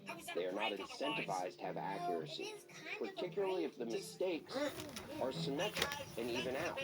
Our entire role in the consumer credit ecosystem is to provide reliable, accurate information. If we were unable to do that, nobody would have any interest in engaging with us whatsoever. Our position is that the system only works and we can only succeed if our data is incredibly reliable and accurate, and that means engaging with consumers continually to try to make sure that they're able to effectively managing their credit and that they're able to effectively feel as though they can interface with us about any concerns that they have. Another main concern is the lack of regulation and oversight that can ensure fairness and transparency within the industry. You know, I think the idea that the industry is unregulated is a fiction. You know, we operate in one of the most highly regulated spaces possible. You have a 50-year-old federal statute called the Fair Credit Reporting Act, which essentially mandates everything having to do with credit reports, from our rights to challenge information, our rights to freeze our credit reports, our rights to get copies of our credit reports. You have the Consumer Financial Protection Bureau, which regulates credit bureaus vis-a-vis credit report accuracy. You have the Federal Trade Commission that shares that regulatory responsibility. I must say that the Consumer Financial Protection Bureau, which took over oversight of this industry about 10 years ago, they've done a really good job of trying to reform the credit bureaus. But I would go further than more regulation or even more laws. Which could be a good sign. Over the years, credit reporting and scoring agencies have made several changes in response to the criticisms against the industry. Perhaps the biggest change comes from the use of alternative data to improve accuracy and inclusion. They started trying to incorporate other quote-unquote non-traditional information. For example, if you pay your mortgage on time every month, your credit score is going to increase. But if you pay your rent on time every month, nothing happens because that information isn't report. We've integrated with scores like the FICO Score XD and the Ultra FICO Score. They augment traditional credit data with rich alternative data, such as how you pay your telco, utilities, as well as information that's in your checking and savings account. The point of these new scores is to allow consumers to find other ways beside the historical credit to demonstrate their ability to repay credit. More regulatory changes could also be coming. Two bills, the Protecting Your Credit Score Act and the Comprehensive Credit Act, were both passed by the House in 2020, aimed at overhauling the credit scoring system with more oversight and provisions aimed at protecting consumer credit. They have yet to be put on a vote by the Senate. One of the initiatives that we're championing, because we really think the solution to a lot of these concerns about how do you help consumers access financial products is an alternative data piece of legislation called the Credit Access and Inclusion Act, which would really encourage the reporting of rental data, utility data, bring new data into the system that would allow literally millions of Americans to access financial products and services. But ultimately, credit in its current state is dependent on the consumer's financial decisions. I'll tell you the two things that you need to do, and it will be impossible for you not to have a good score. Number one, never, ever miss a payment on anything. Ever. That's easy. Writing a check at the end of the month and paying your minimum payment. Right? Number two, you got to stay out of credit card debt. And I'm not saying don't use credit cards. I'm saying don't max out your credit cards. Don't use them as a supplement to your income or to keep up with the Joneses or to impress somebody. Pay your bills on time. Stay out of excessive credit card debt. Lather, rinse, repeat, and you're going to have fantastic credit. You know, how you manage your credit is a sign of responsibility. It's not. A lot of people have negative items on their credit report because they were the victim of bad luck, not because they're bad people. So they got sick, they lost their job, and now they can't pay their bills, and their credit report's going to stop them from getting a new one. This is week 3 for the students. Several in-hand studies, business and marketing data programs, and we really wanted to get them in front of industry straight away. We want to start them developing their leadership skills, their communication, problem solving, thinking outside of the box, and have the opportunity to start networking with potential employers, and to really get a flavour for what it is that they're going to be doing over the next 2, 3 or 4 years during their time here at university. On the React OS drive. So yes, this means that we are no longer using 100% There's a React quiet OS reassurance code, in how but mornings this does unfold. work. Although I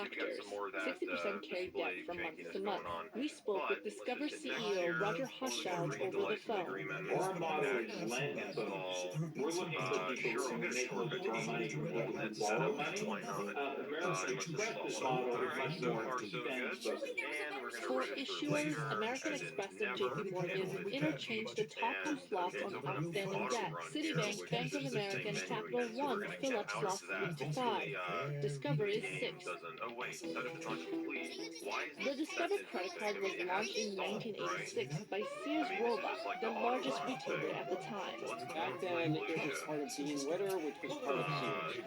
And they launched during Super Bowl 20. They had this commercial back in early 1986. Yeah, I don't think it's right. Okay, They B talked shift, about the yeah, dawn yeah, of I think that's the Discover, game and they executor. really Let's just, so that pioneered could be the... two main Nope, categories: that was the game executor, well, I cashback guess. and no Okay, annual we're just fee. gonna exit Sears out wanted of to that, expand even into though we financial technically services exited and setup, I decided to guess. accept Here only is this year's Discover a card shortcut at on its the stores. desktop Many to merchants actually viewed them as a threat, bshift.exe. and So they let's just thought try that to accepting a Discover run card this. meant they were Okay, I helping heard like their the fan rival spin Sears. up a So that little actually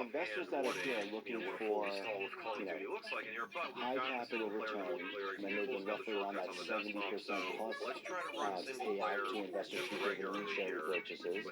So it's about having a high ROTCE, having a very stable but growing business model. Maybe the Midwest Heritage, we're not one of those companies that's always out there talking about how great we are. And there are others who do much more of that. But the last few years haven't stacked up for the Discover stock. In a 1-year and a 5-year comparison, it underperformed that of the S&P 500 and multiple competitors. On January 24, 2020, a day after the company's earnings call, the stock fell by 11%, the most it had done in 10 years. It was announced that their share of high-risk customers, something called troubled debt restructurings, increased by nearly 50%, something that has worried investors. In an email to CNBC, the Discover CEO, Roger Hochschild, said, "The market and individual stock prices can be volatile from time to time. Our focus is on continuing to build the long-term value of the Discover franchise, which we believe will be reflected in the stock's valuation over time." Data show that younger generations aren't as enthused about credit cards, and though people as a whole spend more and more on credit cards, revolving debt has declined nearly every year in the past 2 decades, potentially hurting companies like Discover who depend on finance charges. If you want to continue to talk to your shareholders and give them a successful story, you're going to have to come up with something that's going to look better than just steady as it goes. It would not be surprising if in time we see Discover either making an acquisition through merger with another credit card issuer or being acquired by somebody bigger. In this day and age, it's hard to know what's going to happen, but I would say we have a complete business model. We're strong on both sides of the balance sheet. If you think about our lending products, but also our deposit products. So I feel very good about how Discover's So I think what I'm going to do is shut down this thing, copy over those additional files, and see what that does for us. Something tells me that this is going to cause the system to blue screen. Thankfully, this laptop has a very easily removable hard drive. You literally just take this cover off and slide it out after you remove a couple screws. Well, we got past the boot process. I feel like we should be seeing a desktop by now. But I don't see anything. Yeah, that's no fun. Huh. I wonder why that is. Could that be maybe that we copy over these files and that's causing it just to not load the desktop? Alright, let's try force power off. Alright, this time I'm not going to cut anything out, so I'll just let you thank you so much, Paul. Yep, we're here with Jamie Dimon. Jamie, this is quite a commitment to an area that frankly has gone from bank to unbanked. Citi just pulled out over the course of the last 5 years, $50 million. Now, 330 banks have closed in the last 10 years. Why? Why now? Yeah. Well, with regulatory reform and tax reform, now it's a $20 billion thing going into many cities. Obviously, Philadelphia is the 7th largest market in the United States. That's not including their biggest suburb called New York. And we like to be part of the community. We're already here in investment banking, commercial banking, private banking. Retail is a gap. So we're going to open 50 branches. 20% will be in L9 neighborhoods like this. And when we come in, we bring the full force of JP Morgan, which is philanthropy dollars to really help people like Entrepreneur Color Fund, affordable housing units, and we enjoy it. It's good for the company, and over time, we invest a long run. We never pull in and out of something. Talk about the multiplier effect. When you open a branch, people think, you know what, we don't need branches anymore. Everything's digital. But brick and mortar works. It's amazing. So I think people want to think that 1 million people go to branches every day. The type of branch is going to change. The size of the branch is going to change. They're getting smaller with more advice. So there's a mortgage loan officer there. There's a small business loan officer. There's a financial advisor by your financial affairs. So that'll change. But 1 million people, even the average millennial visits something like 3 times a quarter. So to me, the question of branches are more often they'll change, but you still need to serve the client the way they want to be served. Not the way I want to serve them. As you know, we rolled out all these new products too. It's like getting the online only bank. Well, I'm glad you mentioned this because a lot of people feel that 10 years ago, one of the problems was the education to borrow. The borrower did not know enough about what to do. Yes, that could be someone in there literally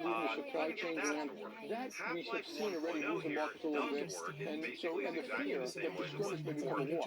So we really don't think it's a great way to go back. It could easily offset some of the benefits we've seen from regulatory reform and tax reform. I want to talk about anything. Marion makes it fabulous CFO. We haven't really seen genuine regulatory reform. With Nick happy, but there's been so much. It's been a change of attitude, no? Yeah. So I think the next time around, CEOs of other industries, logistics, steel, manufacturing, pipeline, they've all seen it. Have we seen actual changes in regulations for us? Not really. They have a long list of things they want to do. There has been regulatory change for smaller banks, which we totally support, to make it a little bit easier for them to reduce to bring them, but it doesn't have any use for bigger banks. I think, and the public should know, we're not asking for throwing out Dodd-Frank. We're simply look at calibrating, getting rid of duplication, looking at things that hurt the mortgage market, hurt this kind of market, so you can enhance growth and do it safely. No one's looking at going back to good old days, just recalibrating. Well, remember, there were 2,000 rules. It wasn't like one or two. It was a lot, and they were done in haste. And people should always ration what could cost benefit, what makes sense, what doesn't, all keeping the system safer. Remember, growth, a slower economy, it also makes the financial system safer. Now, you just mentioned no rate bottles. We've got a Fed's meeting that's coming up this week. The spread that you would get 2 and 10 to use the because the typical logic that people say means that you can't make as much money and therefore you can't lend as much. So I'm going to no potholes. The household's in good shape. People going back to work. FICO scores stay high. FICO scores are fine. Companies are flush. Tax reform is still a benefit. We don't have the extreme leverage we had in 08. And all the lending has been pretty good. Fine, good lending. There's nothing but lending. But absolutely, there's friction out there. There's always friction. You open the newspaper any week of any month, there's tons of friction. And it's mounting.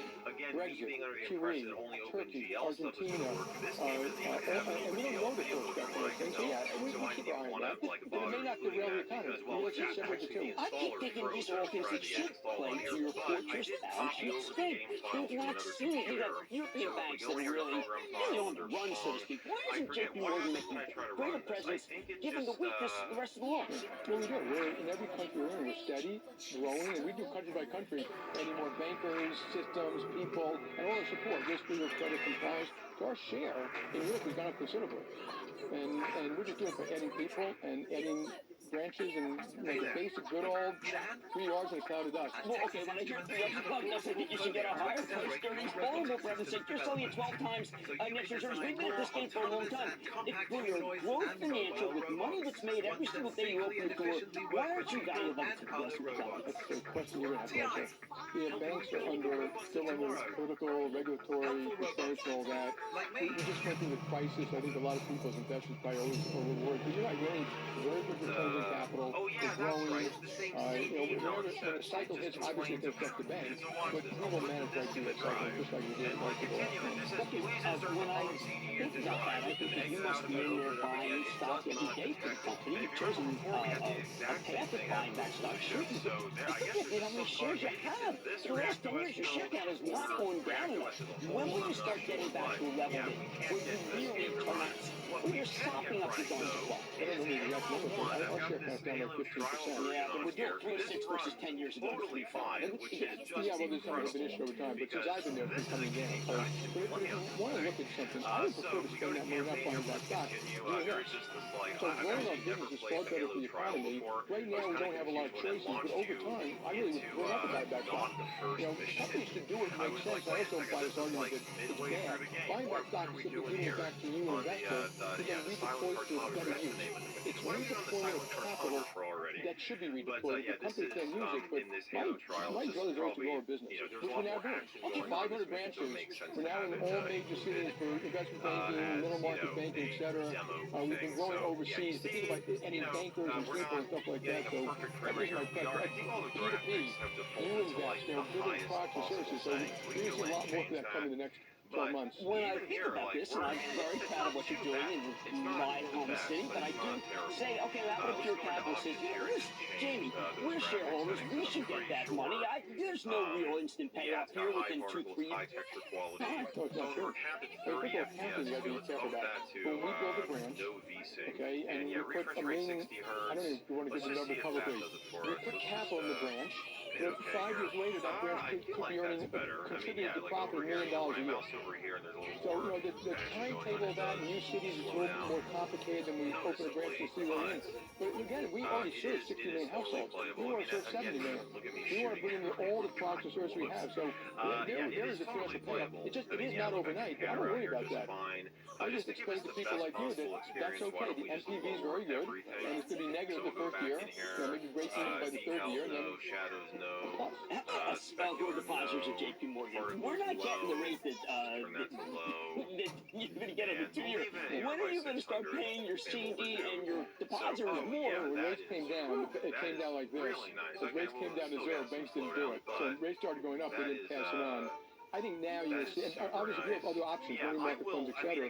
But I think now, as rates go up the next 25, the next 25, you'll see what we call beta. How much will be back up? It'll go up and up and up. Well, is that going to stream profitability? Not really, because we're gaining deposits, and the spread that we're maintaining between your cost of funds and what you're paying will be about the same. Jamie, you're talking about the politics, just like the politicians did in 1964. You're talking about a war on poverty.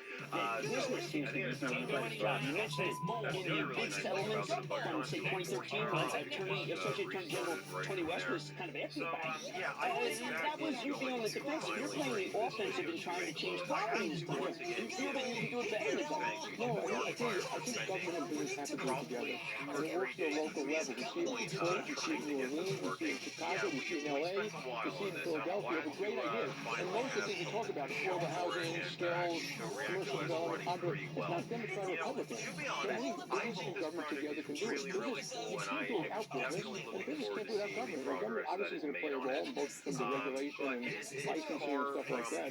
And while America is the most prosperous nation on the planet, we really have to focus on these issues about income inequality, infrastructure, opioid crisis, the lack of education of inner city schools end up in good jobs. Jamie, you know what you sound like. You said, Well, I'm a patriot. Okay, but if you're a patriot, so is General Eisenhower. We didn't know what his Democrat or Republican, but he ran for president. He was a patriot. He won World War II. Well, I'm a banker. I'm not running. I think it's very important that we have good policy. And that we should focus on good policy and over time. And, as you know, I don't mind speaking about good policy, analyze it, and participate in a way that JP Morgan can. So here, in other areas, or other companies do a better job than we think, they're far more knowledgeable. But in these kind of areas, we can really help communities. Are good business skills ever really transferable to government?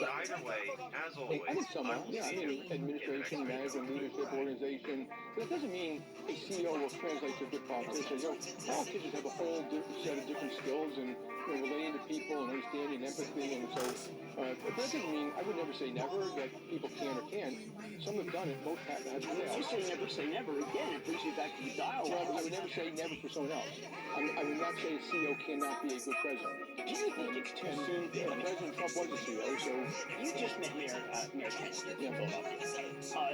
That's something that would not, I don't want to say frowned upon, but wouldn't be believable 10 years ago when bankers were considered to be antithetical to democracy because of President Obama. Has it changed enough that now you're welcoming communities that were solid Democrat areas that I think really important them? It's nice to be welcomed, but just so you know, we never stopped seeing mayors, governors, presidents, prime ministers, senators, even people who didn't like us, because we always said it isn't about they like us. Are we doing a good job? Are there legitimate complaints we should handle? What should we do to make it clear to people? And so we never stopped doing it, but it's nice that when people do like that. Okay, I want to speak about the country. You have been on record saying, we know, greatest military, greatest education system is the best educated, the best and the worst. Okay. We're filling inner city school kids. Half of them don't graduate, like in the poor neighborhoods, and a lot of kids aren't getting the skills they need to have a job. And so that is a feeling we should be ringing an alarm bell about that. But we don't, and I don't know why. Well, what can you do beyond what you're doing? Well, we're doing a tremendous amount in skills. So what we do in skills, we go to local schools. Like we now work with government in New York to train. My wife did this, by the way, to train kids to be tellers. $36,000 a year, $12,000 medical and pension benefits. People like the jobs, and that's the first rung. Then they can move up. They can become a banker. A lot of our branch managers were tellers, and a lot of the regional managers were tellers. So we can do it for ourselves, but we also help schools locally, whether it's a high school, whether it's apprenticeships, whether it's a community college, with money. But it's not just us, it's all businesses that need jobs locally. They need special training. That's really has to be done locally. It has to be in the $1.5 trillion in student loans, 20% default last year, supposed to be 40% by 2023. I know Marion Lake said, look, that's not really an issue for a bank, but how about for a country? It's all government lending, by the way. And bad lending is bad. Whether it's the mortgages you make or businesses, one of the things you have to do is have discipline around capital so you get a return. Businesses to nowhere are bad. Schools that don't work are bad. Lending money to people can't pay it's a mistake. So that student lending was a tremendous amount that's been done in the last 7 years. The folks having a hard time paying it back. It's all owned by the government, so it's the taxpayers who lose whatever hundreds of billions of dollars. But it is not good, because what we're seeing today is that in other lending, for mortgages, these kids are having a hard time getting a mortgage. Credit cards, they're having a hard time getting a credit card. So it is affecting the economy. It's not like the mortgage crisis. It's a trillion 3 or trillion 4. So it's not, I wouldn't call it systemic, it's just unfortunate. It's really highly unfortunate. Okay, let's go back to international for a second. You talked about the tariffs so far. You've got a skirmish. But at what point would it be a war? And at what point should we be worried that it's really going overboard? It doesn't turn on. But I worry about it, and I just don't know. I mean, I think China has been very predictable in retaliation, and I think the market kind of expected that retaliation, and they're kind of expecting that to get done. It could get worse from here, and I really don't know, and I hope it doesn't. I hope that they sit down and have some conversations, and we have both NAFTA, which we should do, because Canada and Mexico are good neighbors of ours. I'm going down to Mexico later this week, and with China. And I don't know what the conversations are behind closed doors anymore, so I really don't know, but I think we should try to get... Again, the president says... Oh, there's not. Great. Okay, so I found a battery that kind of fits. It's got the right contacts, but it's not very the quite right size. So I kind of got to hold it in place, and now it's asking me for a SIM card, which I clearly don't have. Dude, can I just turn the phone on? I don't want to call anybody. I just want to go to the main menu and see what's on this thing. Can I use the camera? Come on, dude. Straight up won't let me do anything without the SIM card. That's messed up. Oh, no, do not call. Do not call emergency number. No, thank you. What a useless phone. Alright, that was almost cool. Now, next up, we have this consumer cellular, and it almost looks like it has a USB-C. There's no way this thing has a USB-C on it. But opening it up, that thing is massive. Holy crap. Hold on, let's just try it out. Yeah, it is USB-C. What? When is this phone from? Alright, well that's not turning on at all. Yo, let's go. Okay guys, we finally got one of these phones on. I plugged it in, it charged up a little bit. We're at 2%. We put it up. We straight up have a cat photo. That's awesome. Oh no. No. Cat. No. Not one of these. Okay, that's a bit tragic. How do I get by this? Oh hey, at least I can use the camera here. Let's see. Let's take a selfie here. Oh yeah. Oh, that looks...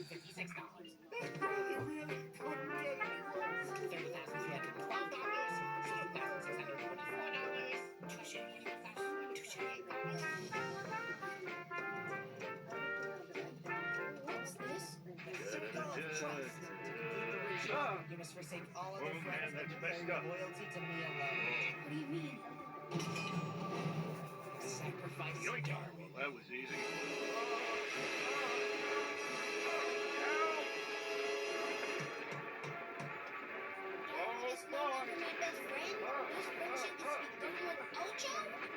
Ain't got enough charge for this. Don't get trapped with your own tech. Save and upgrade with Check. That looks awful. I mean, what even phone is this? It's an LG track phone. Looks like it's probably from 2012, if I had to guess. Alright guys, well I think I'm just kind of screwed on that phone unless I just somehow happen to guess the password unlock thing. Let me try one more time. Yeah, I'm never gonna guess that. But I do have this other phone that seems to turn on here. I was gonna, and it's unlocked, so I can actually kind of search around now. So we have a rose is our background here. I wonder if there's still anything on here. Oh, yeah, two in the inbox. Yeah, somebody's old PIN number or something. We also have, SIM message to Tammy with a phone number. Also got 3 drafts. Never mind, these drafts just have like nothing in them.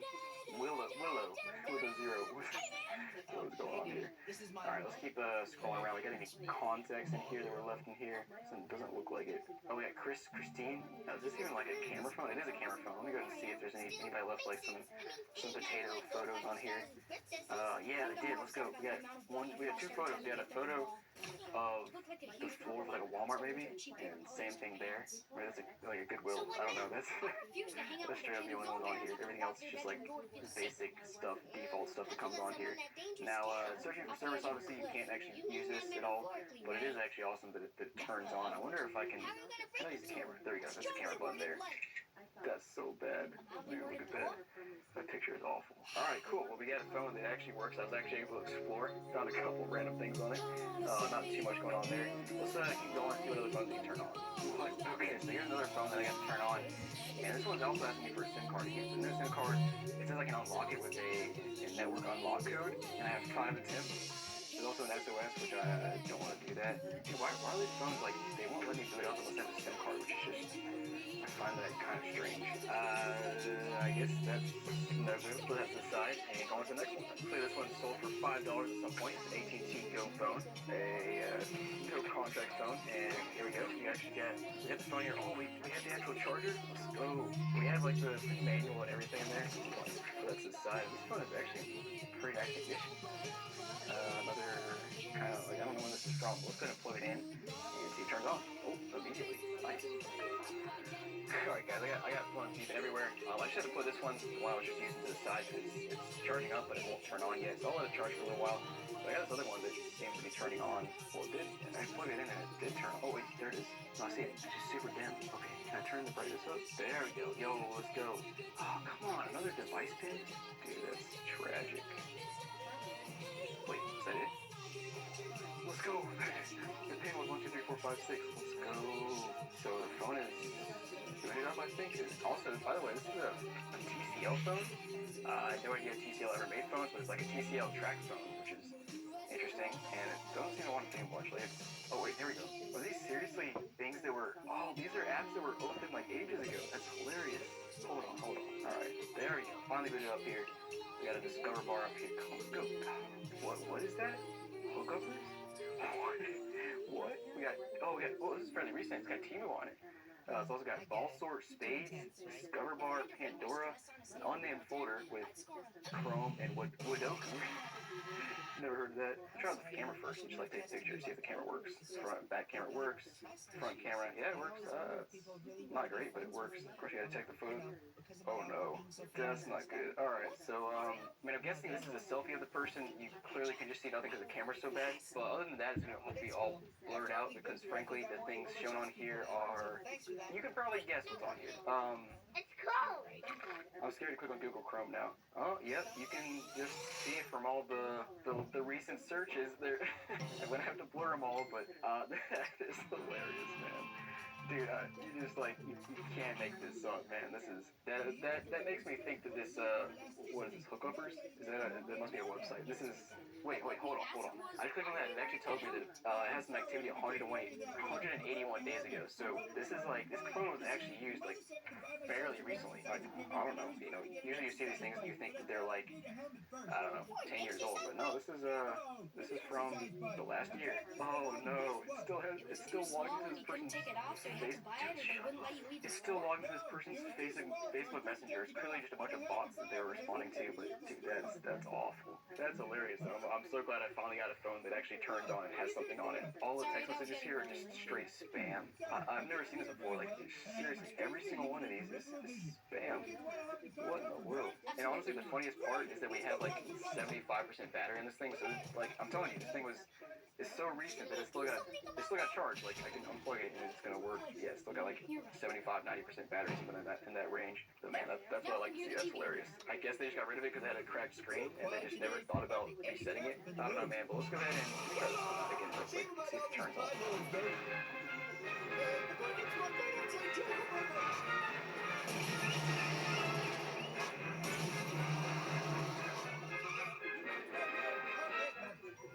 The pencil that started it all, that devised the method of learning that for decades has developed the abilities of millions of children worldwide. With its unique, individualized maths and English study programs, helping young minds to think and develop a love of learning.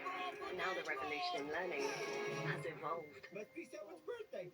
Kumon Connect allows students to study digitally on a tablet. Your child receives individual support from our instructors who can follow and nurture their daily progress in real time. They're with you every step of the way, at home and in our study centres. So now it's easier than ever to realise your child's potential. And the influence of that original pencil lives on. Kumon Connect. New technology, timeless method, limitless learning. Turns on now. Let's go. No, again? Dude, I might just have to buy a SIM card that I can like use for these phones for testing, because there's so many phones that I can't do anything else but put a SIM card in. Alright, next up we got this Verizon wireless phone booting up. I think we got this cable power connected to this phone. No! It's got a picture of two kids in their baseball baseball uniforms. That's hilarious. Oh man, wait, this is hilarious. We got some stuff in the inboxes. I'm so sorry. I didn't realize I had a voicemail from you until late.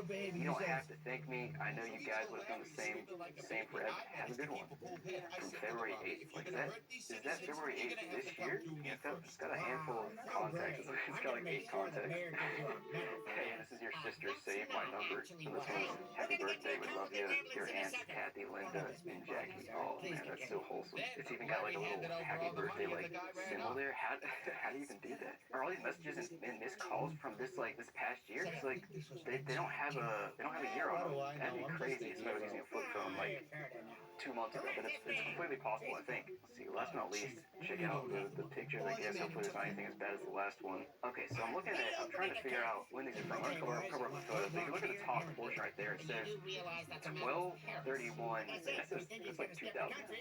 This one says 12/29/10, so it's like 2010 maybe?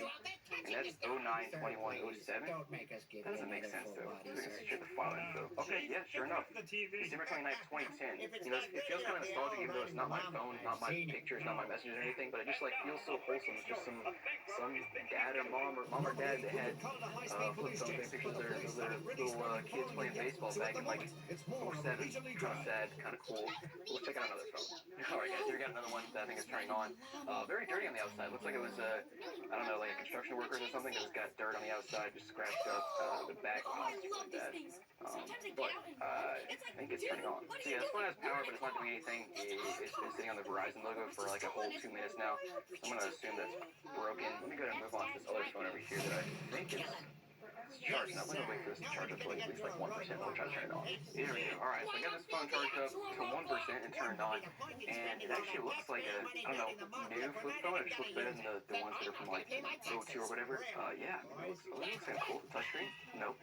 It'd be funny if it was. Let's go ahead and check out contacts. Anything left on here? Yeah, definitely. Okay, yeah. Somebody left like 50 contacts on here. Let's go ahead and check out the messages. Anything left here? Yep, sure enough. Wow, dude, this is being used in 2022. No way. Like, it's so interesting scrolling through here, just clicking on a few of the messages, and this person's just like sending links back and forth to people. Like, how are you using links on the flip phone? Like, I guess you can open up web browser on the flip phone, but like, that's gotta be such a pain in the butt. Or how do you even, like, it's such a pain in the butt to type like that. I mean, I remember back in the day when I used to text on the flip phone, and dude, that was just a nightmare, just because you had to text using the number pad. Interesting to see. I can't believe this thing was actually used in 2022. But let's go ahead and see how good this camera is. So first of all, battery too low over on the camera. That sucks. Let's check out the gallery, see if there's anything interesting there. No. Okay, so there's 2 photos. There's one photo of a random car and a photo of a random dude, which I'll cover up here. And it's actually funny because I saw that the picture of the random dude was the photo for a contact where the person was messaging a few years ago and was like, "Hey boo." But then later on there were a few more conversations of like trying to meet new people. It's really weird looking at this kind of stuff. But what I always say is, don't want people seeing this stuff. You should have deleted it when you got rid of it. So it is what it is. But this is so interesting going through finding old phones and seeing if they turn on and stuff. Guys, I hope you enjoyed this. Let me know down below if you do. We'll continue the series next week, see if we can find some other interesting stuff, see if anything's got like a SIM card left inside that still has service. That'd be hilarious. Thanks for watching. Hope you enjoyed, and I'll see you next time.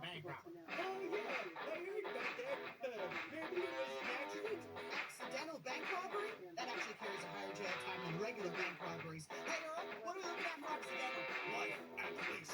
And that's too good for me if you ask me.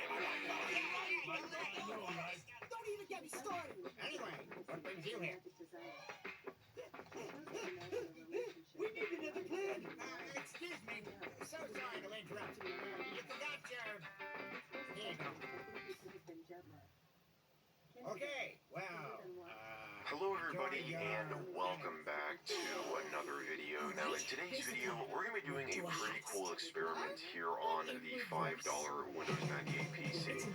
And this video is probably going to be the longest video that I've ever done on this channel. And look, these are definitely some odd times that we're living in right now, and I just want to wish everybody well during this global health pandemic. I know that everybody is taking necessary precautions, including social distancing. I'm obviously doing that myself.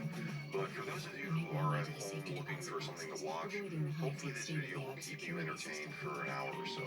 What we're going to be doing is, as you can probably tell from the title, essentially the massive Windows upgrade experiment on physical hardware, in this case the Windows 98 PC. Now, this was an experiment that I originally did back in, I believe, 2016 for my 5,000 subscriber special. And back then I did this in a virtual machine. And basically what the idea is, if you've never seen my original video or another video like this, what we try to do is start out with the first version of Windows, Windows 1.0, and upgrade our way to the latest version of Windows, which in this case I'm pretty sure we're only going to get to Windows 7 because Windows 8 and I'm fairly certain Windows 10 are not going to support the processor that this old computer uses. This computer is literally 20 years old because it was manufactured in the year 2000. Actually, I believe in May 2000, so it's almost 20 years old.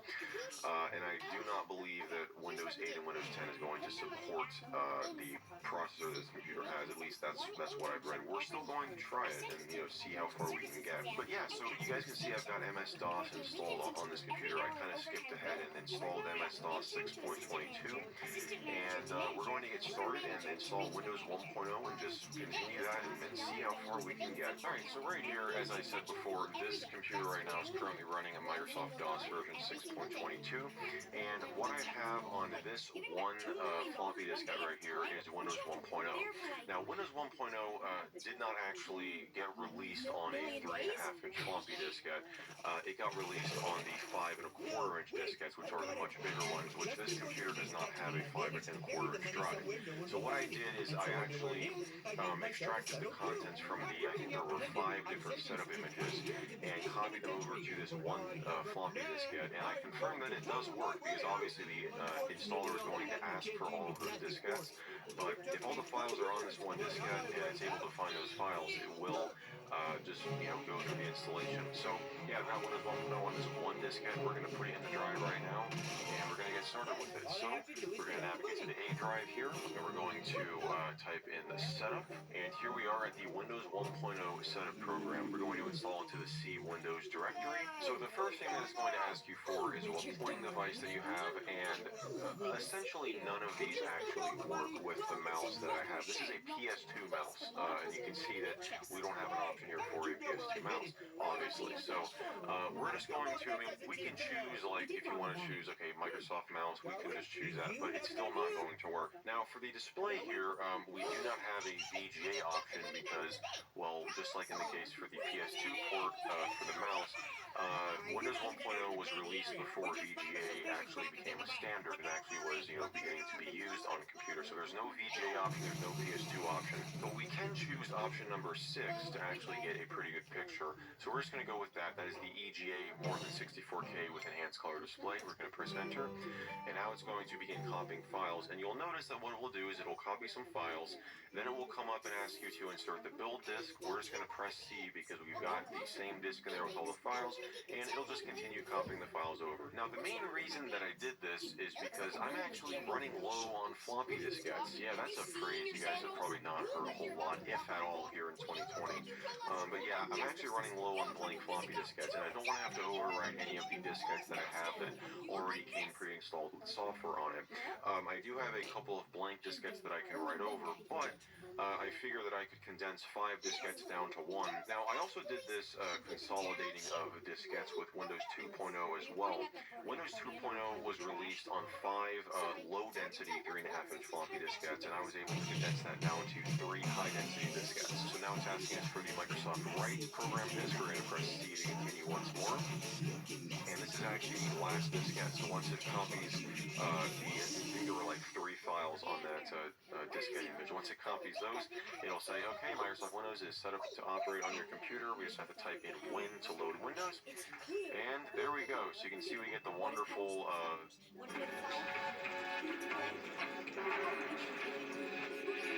people are made-up giants. What kind of people are usually on fat diets? Drama queens. Who are usually drama queens? Actors. And what do actors do in real life? They work in the food industry.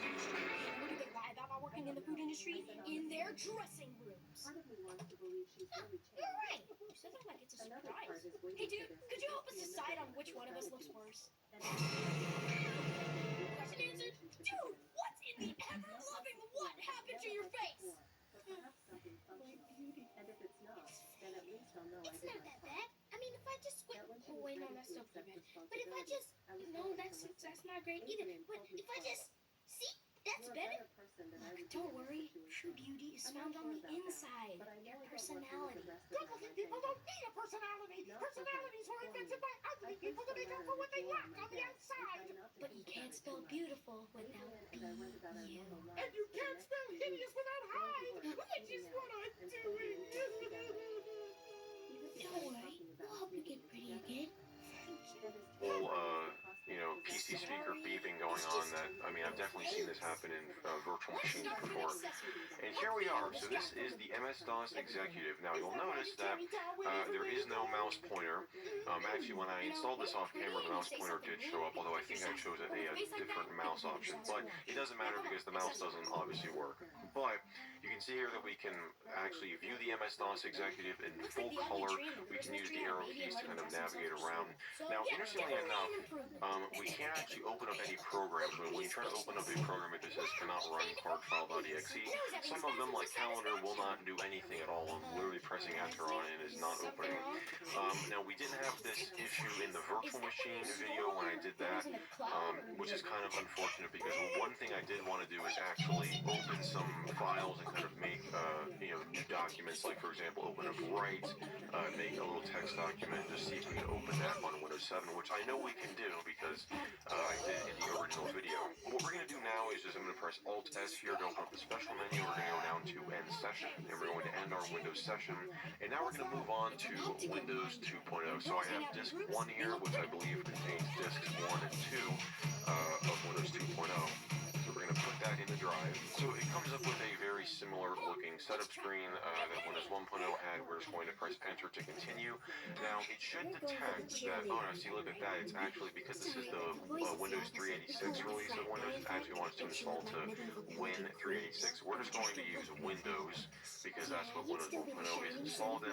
We're going to hit continue setup, and it should detect that we have an existing installation, and it should just keep all of those files. That's the goal. So the first thing it's going to ask you is what computer you have. We're just going to go with the first option here, which is the compact 386 base personal computers and compatibles. We're just going to go with that. Next thing it's going to ask you is what your display adapter is. Now, since Windows 2.03 was released when VGA was actually a thing, we're going to go down here and choose VGA Video Graphics Array 640 by 480, and we're going to go with an IBM Personal System 2 mouse because the PS2 systems obviously use the PS2 connector, so we're going to go with that. We're going to make no changes to it, and it's going to begin installing files. Okay, so just like Windows 1.0, the 2.0 setup is going to ask you if you want to install a printer or plotter. We're going to press C to continue setup. It's now going to ask you what your region is. We're going to go with the US because that's what we're in. And now it's going to ask you for the fonts and desktop applications disk, which is disk number 2. So we're going to press enter because those files are already on this diskette. Okay, so maybe this is the other diskette. Maybe it's already copied the files from disk 2. So we're going to put in our disk 2, which has disks 3 and 4 on it, and press enter. And yep, that actually is the case. So it is copying files off of that diskette right now. So this is the fonts and desktop applications disk, which mainly disk 2 contained literally like a bunch of font files when I opened it up. And you can see now it's copying some more applications. That is from disk 4. So that's interesting. And it actually basically figured out that disk 4 is kind of combined with disk 3, and it didn't ask us to like, oh, insert disk 4. It just kind of moved on for us. So it should ask us for the last disk, which Oh, it's actually not even going to ask us for that, so okay, that's great. So we're going to press F to finish setup, and there you go right there. Setup updated the version of Windows already installed on your hard disk, which is exactly what we want. So pretty awesome. We're going to remove the disk from the drive right now, and now we have to type Win386 to start Windows. So I wonder if you can type Win to start. Okay, so it basically got rid of Windows 1.0, so we have to type Win386 to start Windows 386. Maybe not. Unsupported DOS version. So, I'm thinking this is probably the reason why I ended up using MS-DOS 5.0 in the original video on this whole thing, because I don't think MS-DOS 6.0, for whatever reason, works well with this particular Windows version that I have. I don't think this has anything to do with, like, the hardware that I'm running this on, because it literally just says bad or incompatible with unsupported DOS version. Basically, our only options are I could continue on and just move on to 3.0, which I have here, and just kind of, launch the Windows 2.0 applications from 3.0, because this will detect that we have an existing install of Windows and it should update and not overwrite anything. Or I could literally restart the whole video. I'm already 30 minutes into this recording. I think we're just going to go ahead and move on to 3.0. Yeah, it's kind of unfortunate we weren't able to launch 2.0, but we will be able to launch the MS-DOS Executive from Windows 2.0 in Windows 3.0 and even later versions. So we're just going to start with that. I've got disk 1 here. We're going to go ahead and pop this into the drive. We're going to swap over to the A drive here. And this is, again, Windows 3.0, not 3.1. We're going to upgrade from 3.0 to 3.1, then 95, then 98. And I think to please all of the people who on my original video were like, why didn't you do Windows ME? We'll go from Windows 98 to 2nd edition, then to Windows ME. And kind of skip Windows 2000, because this is a consumer computer. This was intended for consumers. Windows 2000 is obviously a business release of Windows. So here we are on the Windows 3.0 setup. We're going to press continue to install. It's going to check for a previous version of Windows, which it found. And yep, here you go right here. Setup has found a previous version of Windows on your hard disk in the path you entered with the destination directory. If you want, Setup can upgrade your own Windows installation. So we're going to press enter to continue and perform the upgrade. Now it's going to ask us for disk 2, which in this case we have on an actual 2nd disk here. So we're going to put in disk number 2. And I believe it's at this point or when it asks for disk 3, or but right here is where it's going to launch.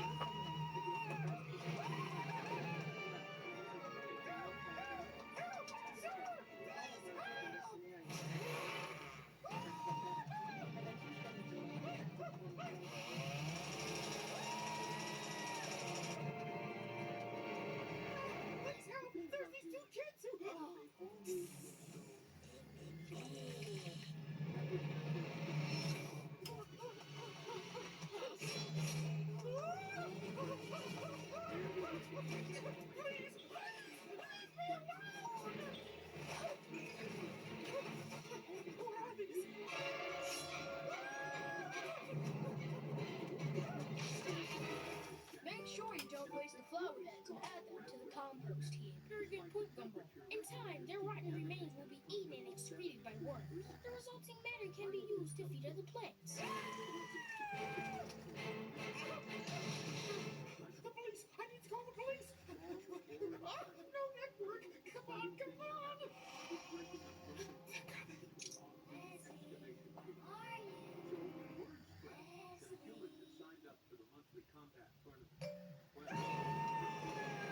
Stop being such a drama queen and listen to us for a second. Since when is being scared of decapitation considered overdramatic? We're doing this for your good, man. Think about your face. It was just gonna say you're right.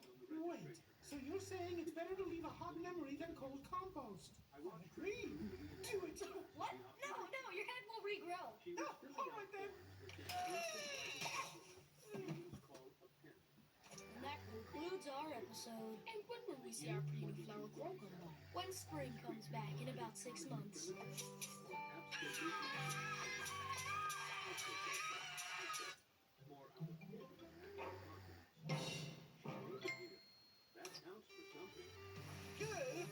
Don't go anywhere, as there's more The Amazing World of Gumball, next on Cartoon Network. You don't always have to clean up people's claws. Have you seen the world? In brand new Gumball.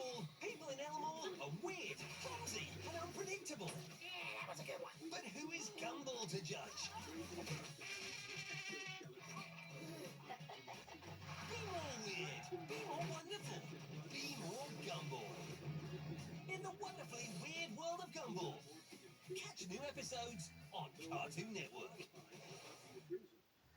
This is a goat. This is a girl. This is a goat girl. Gigi, a girl with a wild heart and a four-legged family. Goats are the GOAT.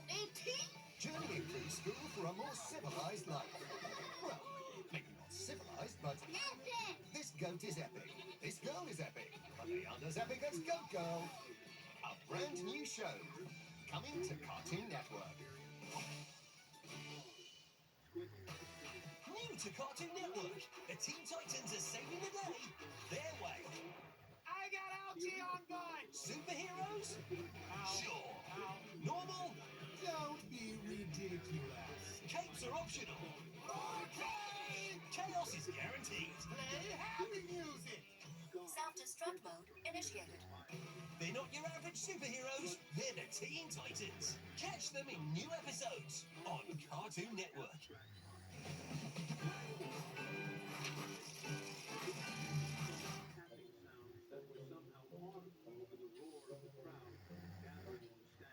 Bill overdue, final notice, noise complaint, traffic violation, cease and desist, restraining order. Dad, what are we supposed to do with all this? Well, paper can be used in many creative ways and turned into a lot of interesting things, like a duck, or fashion, inventions, and other things. Come on, there's got to be at least one good letter. Actually, yeah, we've got an invitation. Huh? We never had one of those before. That's not true. I've been invited to court several times. No, it's from the mayor. Wants us to go to the town hall for a surprise? Maybe they're revealing a statue of me. Why would they be making a statue of you? I settled on, which makes me a pretty reliable life model, and I'm a great example to people. They're more likely to make some kind of example of you. Maybe they cleared up that legal gray area about whether I'm a feral animal or your child. Oh, honey, you're the same as all my kids. A combination of both. I guess we'll just have to go and find out. Go! I don't want to say I told you so because I wouldn't be heard over all this cheering. So I'll shout it instead. I told you so! Welcome! Our social services have decided to offer you a new house. Impossible. What's the catch? There's always a catch. There's only a few compulsory additional terms, conditions, and hypothecations, or catches for short. What do you mean? Well, the people of Elmore thought you deserved a brand new house in a brand new state with brand new neighbors who put up with you, a brand new police force to deal with you, and a brand new court system to prosecute you. That sounds more like a punishment than a reward. No one said it was a reward. They said it's what you deserve. That's like banishing us. Think of it more like witness protection. We're just protecting people from witnessing you ever again. Go, Washington! Go, Washington! Kind of feels less encouraging when you can see their faces. They want us to move to Ohio, the home state of 8 people who became president just so they didn't have to stay living there? I never realized our neighbors hated us so much. A few rotten tomatoes in the face, sure. A few no dogs or Watterson signs in store windows, fair enough. The occasional light-hearted arson attack, harsh but fair. But get rid of us? Let's be honest, we're the only family in town to have somehow committed a crime in every category of misdemeanor. Go, Wattersons! It's not a good thing, Dad. If you're going to do something wrong, do it right. Just look at this crime map. All of this is us. Public nudity.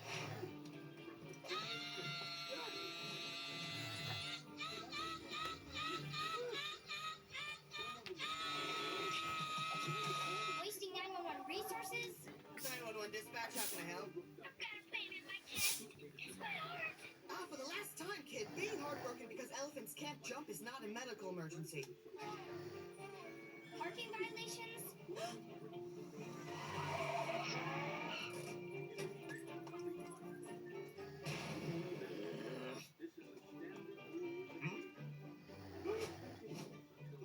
Vandalism?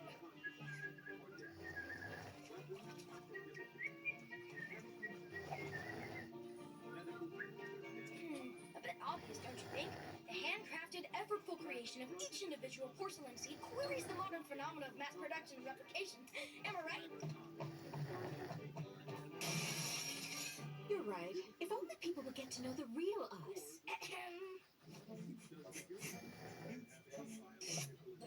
Take that, son! I don't think Mom meant the real us, obviously. More like the Elmogram super filtered avatar that requires 45 takes to get it as flattering as possible. So our fake selves, then? Yes, if people could only get to know know the fake, real us. Let's show our neighbors how nice we are when we're not being ourselves. Thank you for your help, but please be careful. If I get a good price for this cabinet, it's hello 2-week luxury cruise. Don't worry, Marvin. I'm sure your cabinet will have a great vacation. Okay, Dad. Are you ready on your end? Got it. Here it comes. That was a long detour, but at least that man got to see his grandmother one last time in Nebraska. Wait, didn't he say Nevada?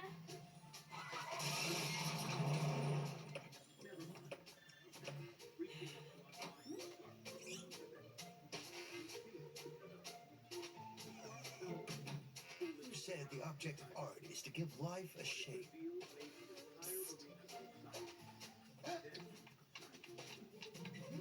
That's right, Shakespeare. Oh.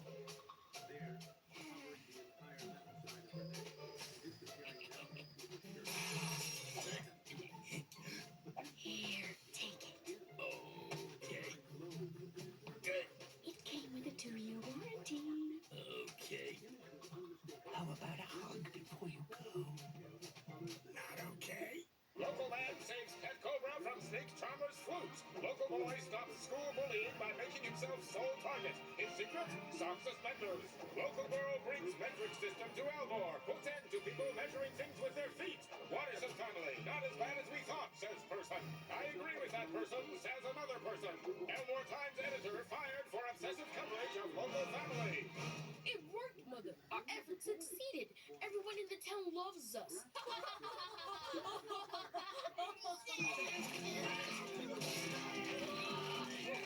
What is happening to us? We went too far. We're becoming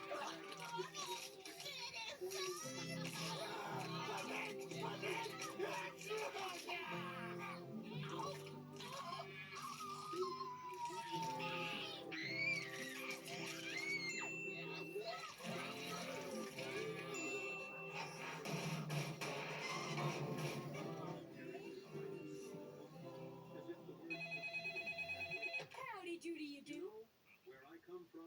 Absolutamundo, sir. We'll be with you in 2 shakes of a whittle dee. Zoopity boopity bye. What was that? I have no idea. It's like I just washed my mouth out with a choir boy and now it's coming out in dweeb speak. Not that. Who's on the phone? Oh, the mayor. He wants us to skippity hop over to his office. I misjudged you, Wattersons. So you don't want us to leave anymore? No! I want you in my gated community. Is that some kind of euphemism for prison? Yes, but all the criminals are on the outside. Everyone wanted you gone because you were, well, being you. Whereas I wanted you out because you were bringing the price of the neighborhood down. That was a problem, you see, when I decided to sell the land to developers. But look at you now! You've become our new poster family. But what about the other neighbors? The bank owns their houses. We just have to make it difficult for them to pay. But what'll happen to them? Should that worry you? They didn't really care what was going to happen to you. What if we say no? You can't say no to progress.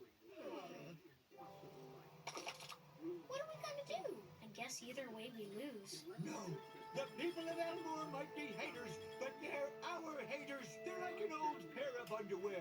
Sure, there's not much support there, and sure, they sometimes leave us hanging in the wind, but there's something we're familiar with, and I, for one, will not have some big corporation forcing me to change my underwear! Yeah! Also, That still doesn't answer my question. What are we gonna do? Okay, this is all about house prices, right? If we pull them up once, we can pull them back down. Like a pair of old... the underwear thing had its moment, honey. But Anais is right. It's like they say, if you truly love something, make it look as ugly as possible to everyone else, so it'll have no choice but to stay with you.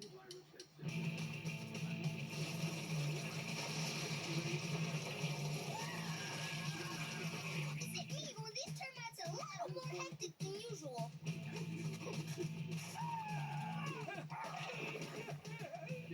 That might be all the soap suds I've been pouring into the water supply.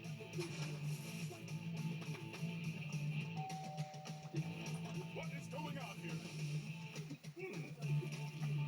Nothing here. Never mind. You know what the biggest sign of a bad neighborhood is? Broken windows.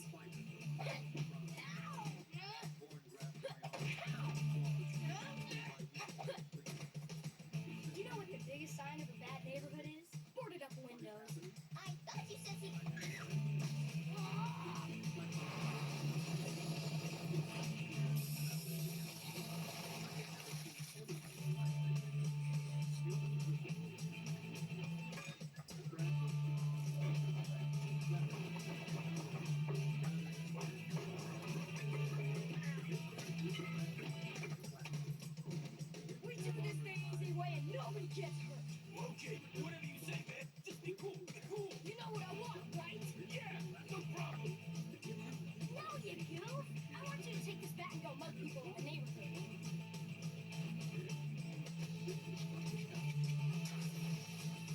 This is for you, Elmore.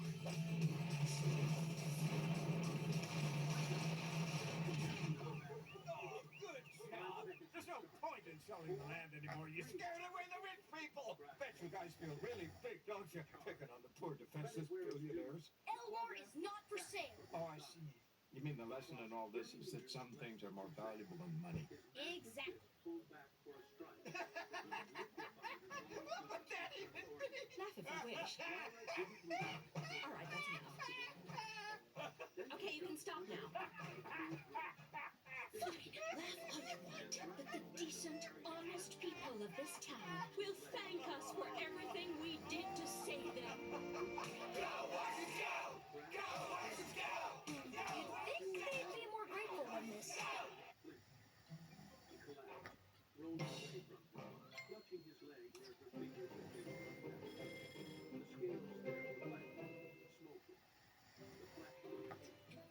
So, how are you doing today?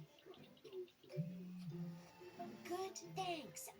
Gumbo, you need to make eye contact with people. It's how you show them you care about what they have to say. Oh, fine. Thank you.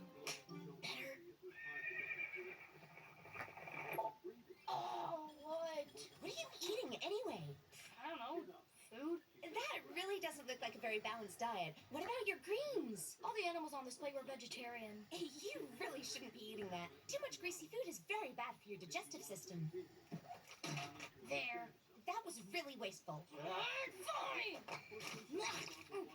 Happy now? No! Now it's been in the trash. It's way worse for you than it was in the first place. What do you want from me? Please don't talk with your mouth full. You increase the risk of choking by 75%.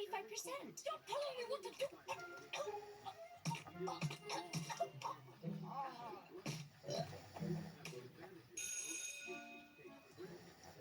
Careful how you hold your pen. That's how you get cramp.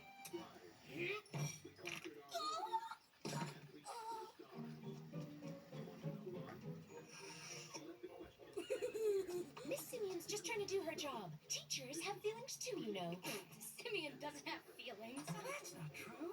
I have bitterness, I have fury, and my personal favorite, Schadenfreude. Schadenfreude? What's that? The pleasure I'll get from watching you clean the wall. This. I'm telling you, dude. Karma's more smug than Anais when she does her wiener dog face. Her what now? You know, when she uses a clever word and her face is all like, Shh! This is a library. People are trying to work. If you work in silence, your success will make the noise. What? You're making noise by telling me off! The only time you're allowed to make noise in the library is when you tell someone else not to make noise in the library. So I will permit what you just said, but nothing else.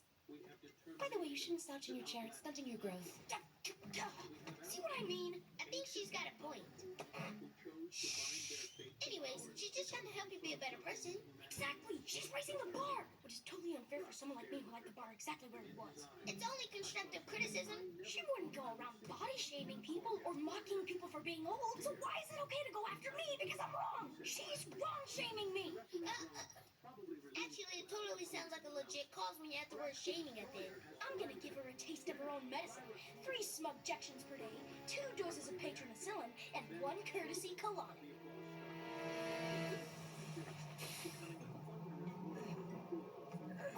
Please, sir, you can have my seat.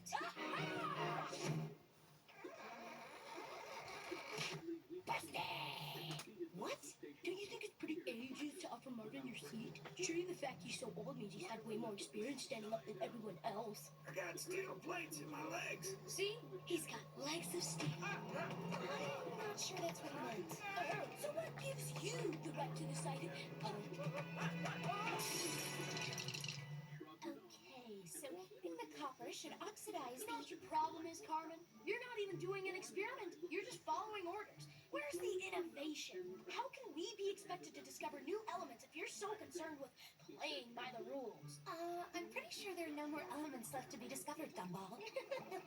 You're forgetting the element of surprise. Wait, what did you put in your beaker? A dash of the unexpected, a drop of the unforeseen, and a pinch of the unpredictable. I take back everything I said. You're a genius. Thank you, giant melted poodle meatball thing. You're right, my disgusting friend. This one's a celebratory boogie.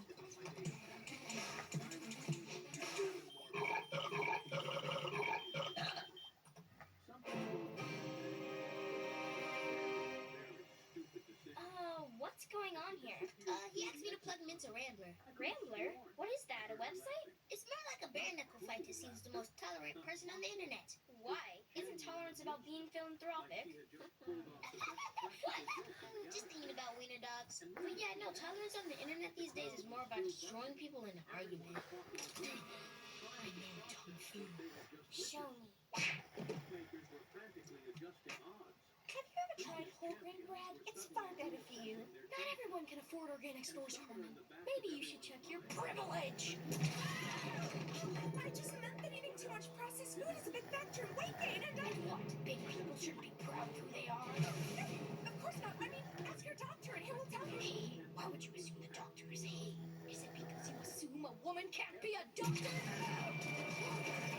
What is this? I have studied the martial ways of the social justice warrior. Fight me in an argument if you dare. Perish under the sword of my self-righteousness. But Dumbo, exploiting those powers to win some petty argument will just hurt the cause of the people who really need our help. Wait, no, my powers! Instead of fighting, why don't we just hug it out? Wait, stop! What are you doing? I forgive you. No! The shame on God! It's all coming back at me! And I can't even be angry about it.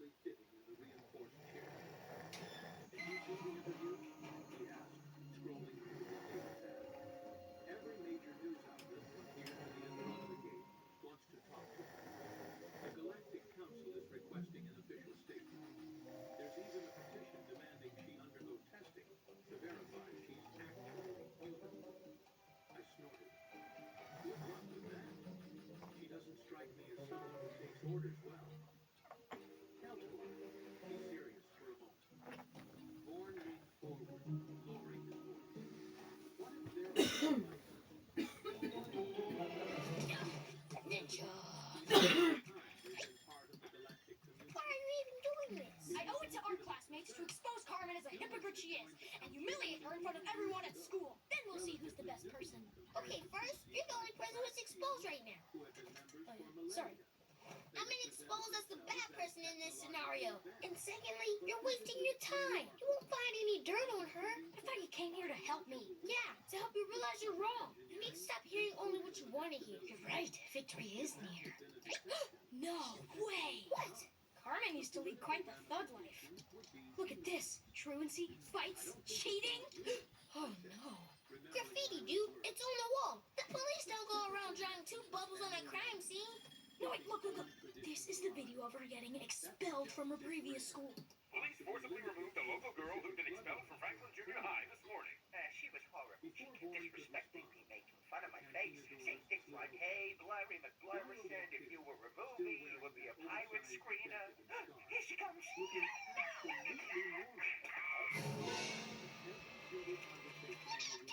I'm gonna upload this and message everyone we know to watch it. What? No! Why? Because it's evil, and she turned her life around. She's only trying to help you be a better person. And so what if she's a little smug about it? Just continue fighting while they come up with a valid argument. The Felixian bartender, a normally unflappable professional, bumbled with the coffee business.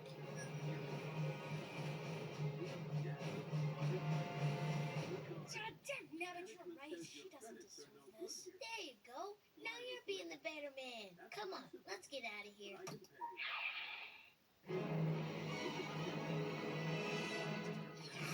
Nothing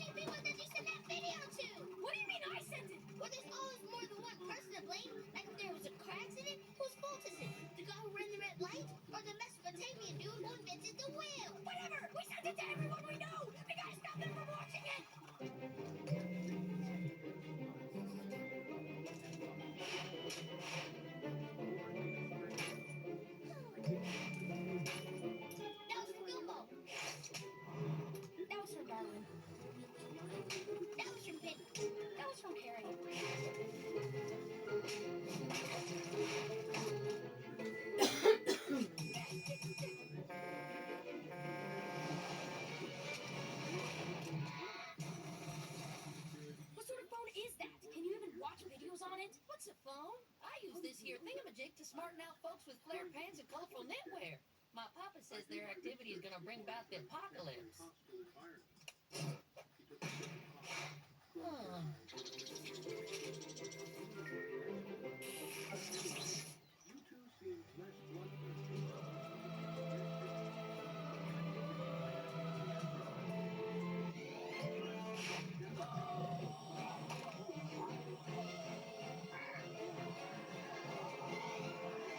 Nah, never mind.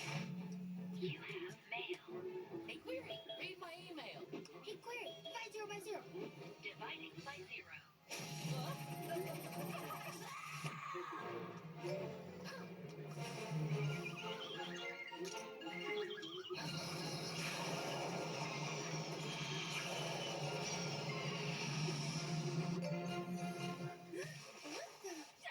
Dammit! She was the last one! No, she wasn't. What about Alan?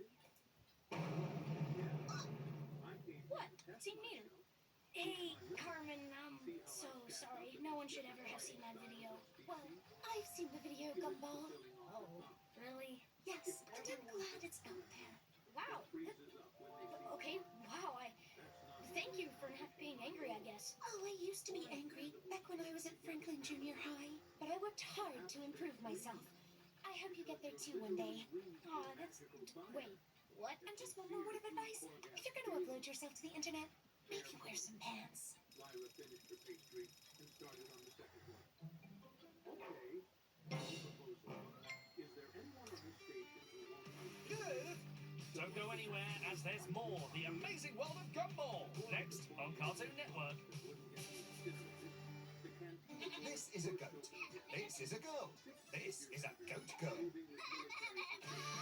Gigi, a girl with a wild heart and a four-legged family. Goats are the G-O-A-T. Journeying through school for a more civilized life.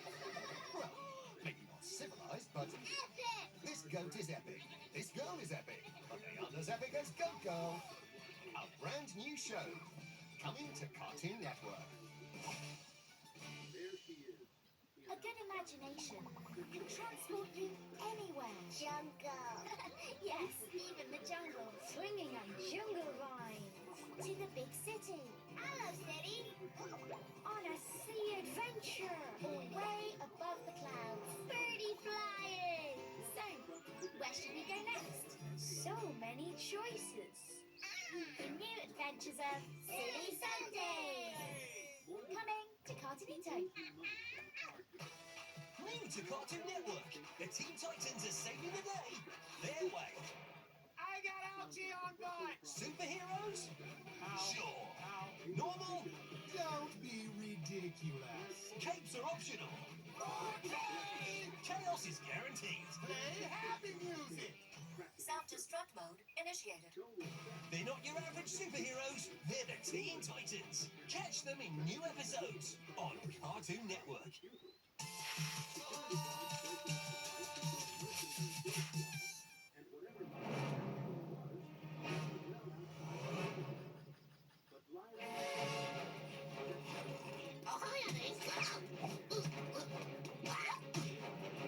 Help! At least I finally got that flat stomach. Oh, hi, guys.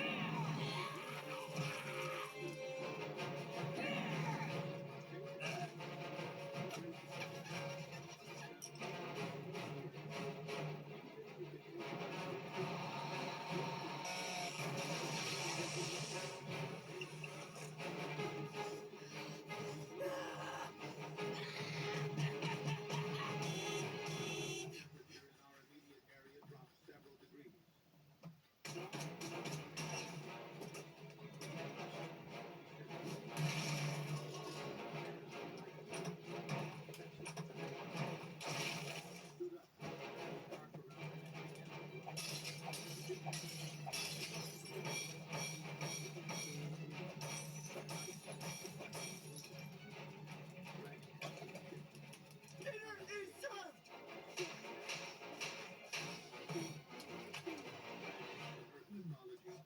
Lyra said, now visible in the suddenly frigid There's air. Mr. Dad! Being stuffed in the face with wet spaghetti was a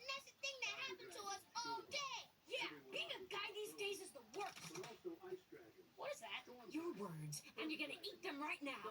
Why? Because being a woman is the worst. It's like playing one of your video games without the stick of happiness.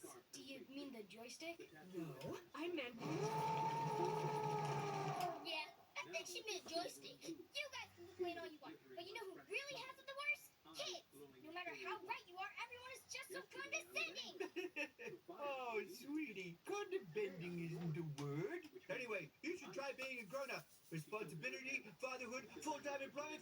Avoiding those things is so hard for an adult. Really? Then let me tell you about my day.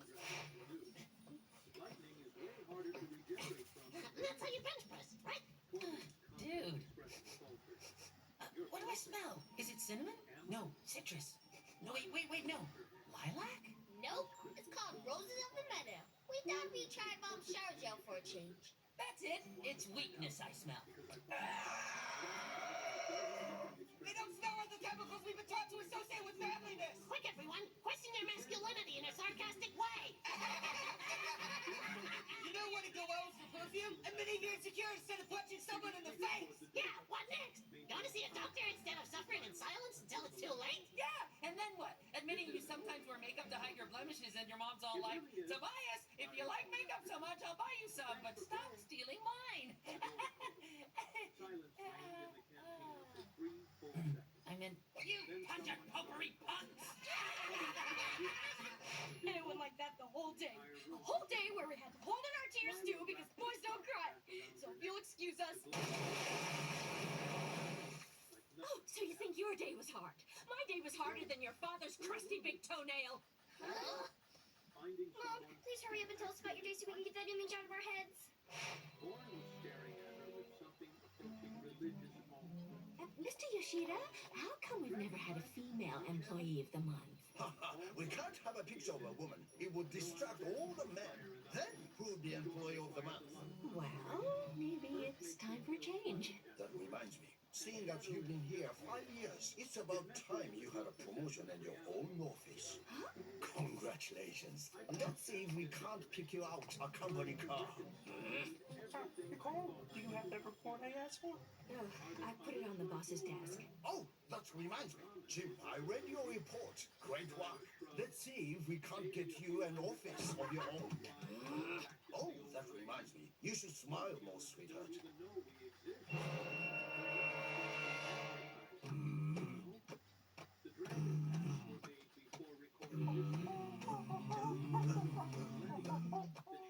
So not only am I getting paid 22% less for my work than the men, I also have to let them take all the credit. You're right. That's a very good point, Gumball. I still think being a kid is worse. Sure, sweetie. How do you cope with all those short days and long holidays? It must be so tough. Well, at least my generation didn't ruin the economy and the planet. The house that I'll never be able to afford will be underwater anyway. Oh, Pumpkin. An underwater house is called a submarine because it's shaped like a sandwich. Don't be grumpy. Oh, this is really satisfying. Ooh, let me try. Yeah, that is nice. Mom, come try this. Oh, you're right. It's like a massage for my fingers. Oh, yeah! It's like a gummy peach. Is it really that nice? Wait! Get your hands off my face! Yeah, I'm supposed to be angry. I was completely humiliated at the mall today. Well, aren't you going to ask why? Oh, sorry. We assume that happens every day. Good morning, Larry. The usual, please. Are you serious? I said the usual. Fishy, fishy, with no nostrils, can you smell your fishy gills? Fishy, fishy, in the sea, do you notice when you pee? Fishy, fishy, okay, sorry, but I'm not doing this anymore. I'm not leaving before I've seen it drop the bass.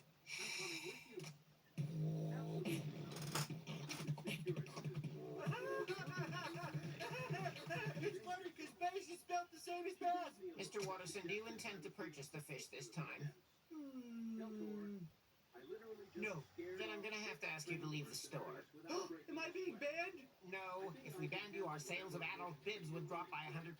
But could you please just Grow up! What's the point? Being an adult's the worst. You'd think it would open doors for you, but as soon as you actually try to open one, everyone in the plane starts wigging out. Oh, yeah? I'd like to see you try and walk in my shoes for a day. Well, I'd like to see you walk in mine. You're not even wearing shoes! And that is not how air boots work!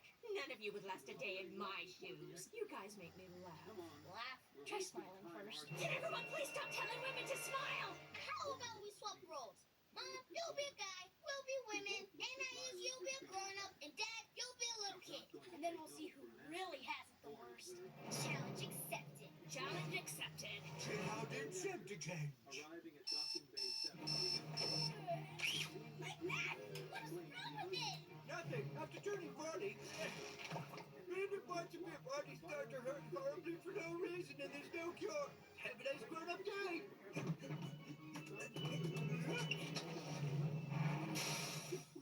Oh yeah, kids can't drive. What are you doing?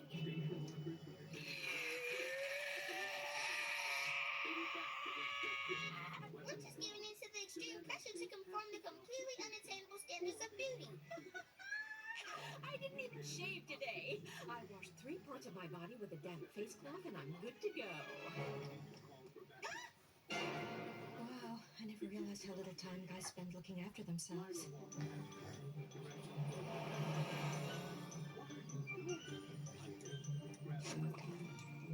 Right, middle-aged metabolism. Anything that enters my body now makes me fat. What? Hair as well? Oh, allow me, ladies. No, allow me. No, allow me. I said it. We're here about the job. Here's our resume. Oh, allow me to carry that for you. It looks heavy. Okay, the interviews are on the top floor. Allow me. We are more than capable of doing things for ourselves. Start killing hostages. Lyra stopped. Actually, could you push that button for us? Morning. Oh, hi, Billy. Mrs. Parham. How's it going? Make it stop! Make it go away! It's hideous! Hideous! Study! Exile! Study! Another exile! Study some more! Exile! Break time! Break time's over! Study! Exile! Another exile! I'm finally there! Ugh, grown-up life is so boring. Wait, I'll just use my imagination to make it more interesting. Come on, grown-up imagination. Give me everything you've got. Forget it. I'll just file this along with all the other hopes and dreams adults have. Okay, we're going straight to the top, where all the executives hang out. What's happening? It's the glass ceiling Mom was talking about. What's that? The invisible barrier that stops anyone who's not an old rich dude from getting the best job. Okay, buddy, you can stop by shifting that stuff over there. Good to have you with us. Oh my goodness, my legs, my legs! Please, I need help! You okay, big guy? Yeah, can't complain. Wait, why did I say that? I need to get to the hospital. Which room? Which room? Oh, yeah, can't ask for directions either.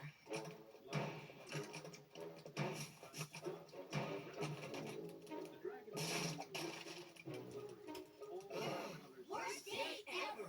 I'm so glad I'll never be a man. And I'm so glad we'll never be women. I'm so glad I'll never be a child again. And I'm so glad I'll never be a grown-up. Shadow merged. So I guess we're all agreed. Everyone has it equally bad. Well, no. Actually, there are some real imbalances. Exactly. Turns out everyone has it the worst. Oh, no, that's the problem. Men just don't listen. Women always get cut off in the middle of their... Or hard way. But those hostages are leaving here unharmed. That's not negotiable. The standoff lasted 5 heartbeats. Then the smuggler's weapon clattered to the deck. His companions followed suit. Mom, what are you doing? Oh, just looking at this list of dreams that I traded for this list of chores. You might want to add cleaning the house to it. What the? How? I just finished cleaning literally 2 minutes ago. How could you guys make a mess so quickly?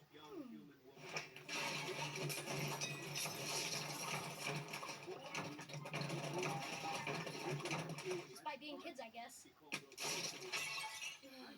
What's wrong, Mrs. Mom? Oh, nothing.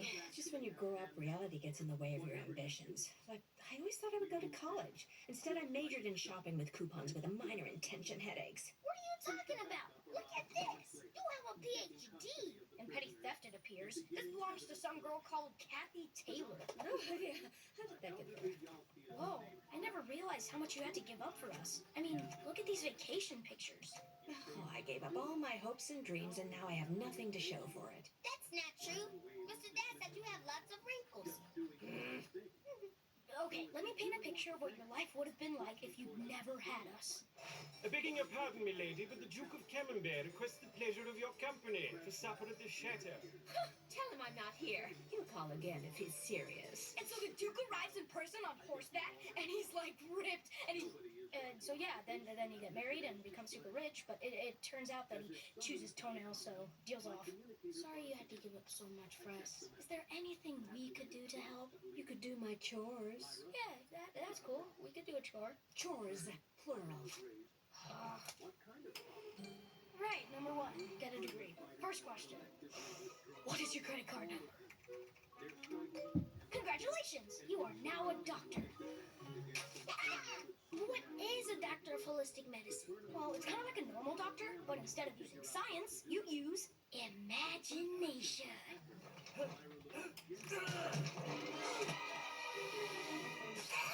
Is there a doctor in the library? What do? We do the next chore on the list. Save someone's life. Stand back. You look awfully young to be a doctor. Well, you look awfully young to be a librarian. Stop, please. Go ahead, good doctor. Darwin, please, the holistic candles. Darn it, it's worse than I thought. I'm gonna need 2 amethysts and a lapis lazuli. He's half breathing. We're losing him. Engage Reiki massage. Okay, clear. Again, clear.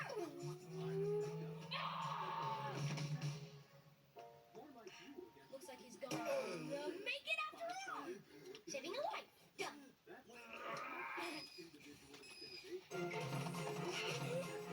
Dude, have you seen this? We've got arrest warrants on our heads for medical malpractice. Does it have our names on it? Yes. Awesome. Really? Yeah, another one off the list. Getting something named after us. Oh, great. What next? Win a marathon.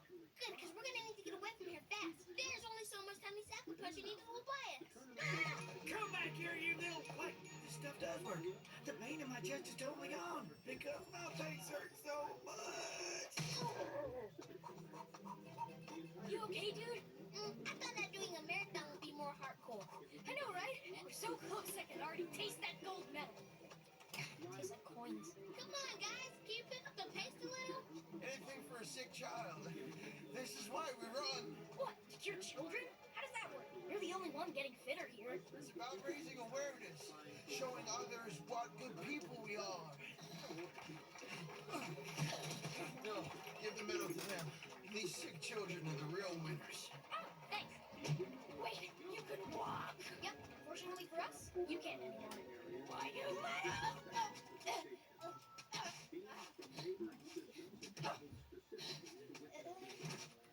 The medications had grown to astronomical levels. I took my position at the observation deck.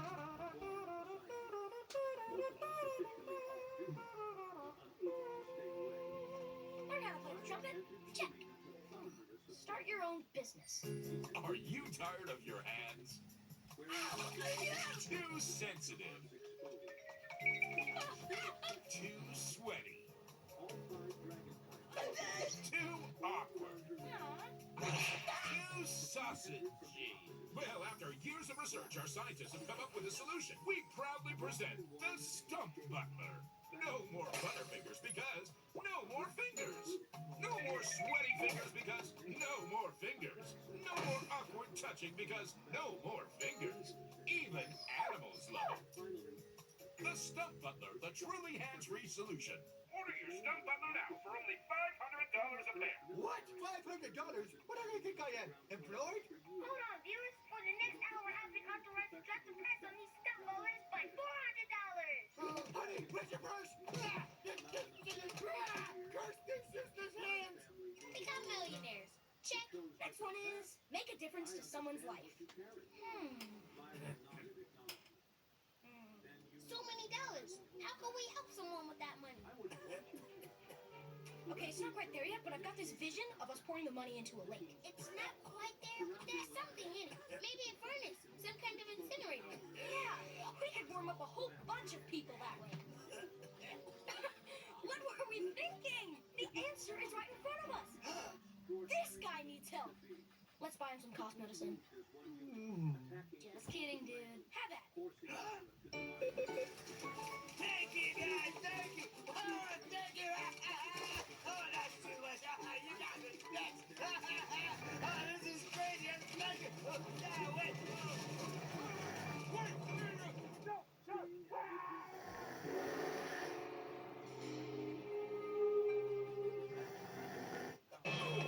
Wait, you can't just hit an unarmed old guy with a frying pan. He's a quadruple black belt. His hands are legally considered weapons.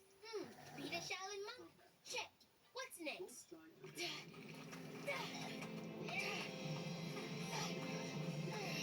Alright, I think that's enough of that. But we haven't got to the top yet. All it says on the list is climb a mountain. We've climbed. Oh, there you are. I've been looking for you for hours. What are you doing? Saving the dolphins. From what? Drowning? What have you boys been doing all day? Tu lista de obligaciones, Mama? Why else do you think we learned to speak Spanish? Wait a minute. This isn't the chores list. It's my dream list I wrote when I was 16. Wish you told us that before we let Chad Johnson take us to the prom. What? It was a true gentleman. So, you really did all this stuff? Well, yeah. You're lying. I don't know, Mrs. Mom. Maybe the real lie is telling yourself that at some point in your life you lose the opportunity to change it. Oh, that's a very mature thing to say, honey. Thank you. It's from that movie about a poodle who proved to the world he could play ping pong. Want to do the last one on the list with us? Of course. Then pack your bags. We're going on a round-the-world trip. But how? It'll cost too much. Nowadays, you don't need money to travel. Welcome to the 21st century. Guys, I have been outside our house before. Just wait a minute, Mom. Oh, that was fast. Oh, look, there's our car up ahead. Pedal to the metal. Oh, look, it's Mr. Dad. I really wish he'd watch where he's... Oh. I guess we know how we swallowed that steering wheel. Out of town we go. Look at that glitch. Yeah, and that one. Yeah, glitches. Let's try somewhere else. Oh, I'm so excited. I've never been on a plane. What's the view like?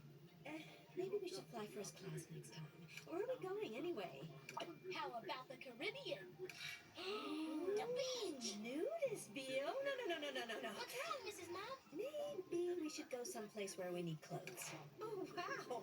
I've never walked on ice before. Go slowly. I don't think the ice can take our weight. Slower. Faster. Ooh, I've never been scuba diving either. Wait, is that my fish, Mom? Oh yeah, I can see the resemblance. Ew, talk about fish breath. All this traveling has made me hungry. Honey, I don't think you can... Quick, he's choking. Let's get him to a hospital. I need some air. Dude, stop leaning on the brightness button. Oh, sorry. Boys, I'm not getting to see much of the world here. Okay, let's go somewhere random. Tokyo. Now, let's have a look around them. Maybe over there. Gumball, I don't think this is Tokyo. This way. Gumball, can't you just admit we're lost? Nah, I just need to find a busy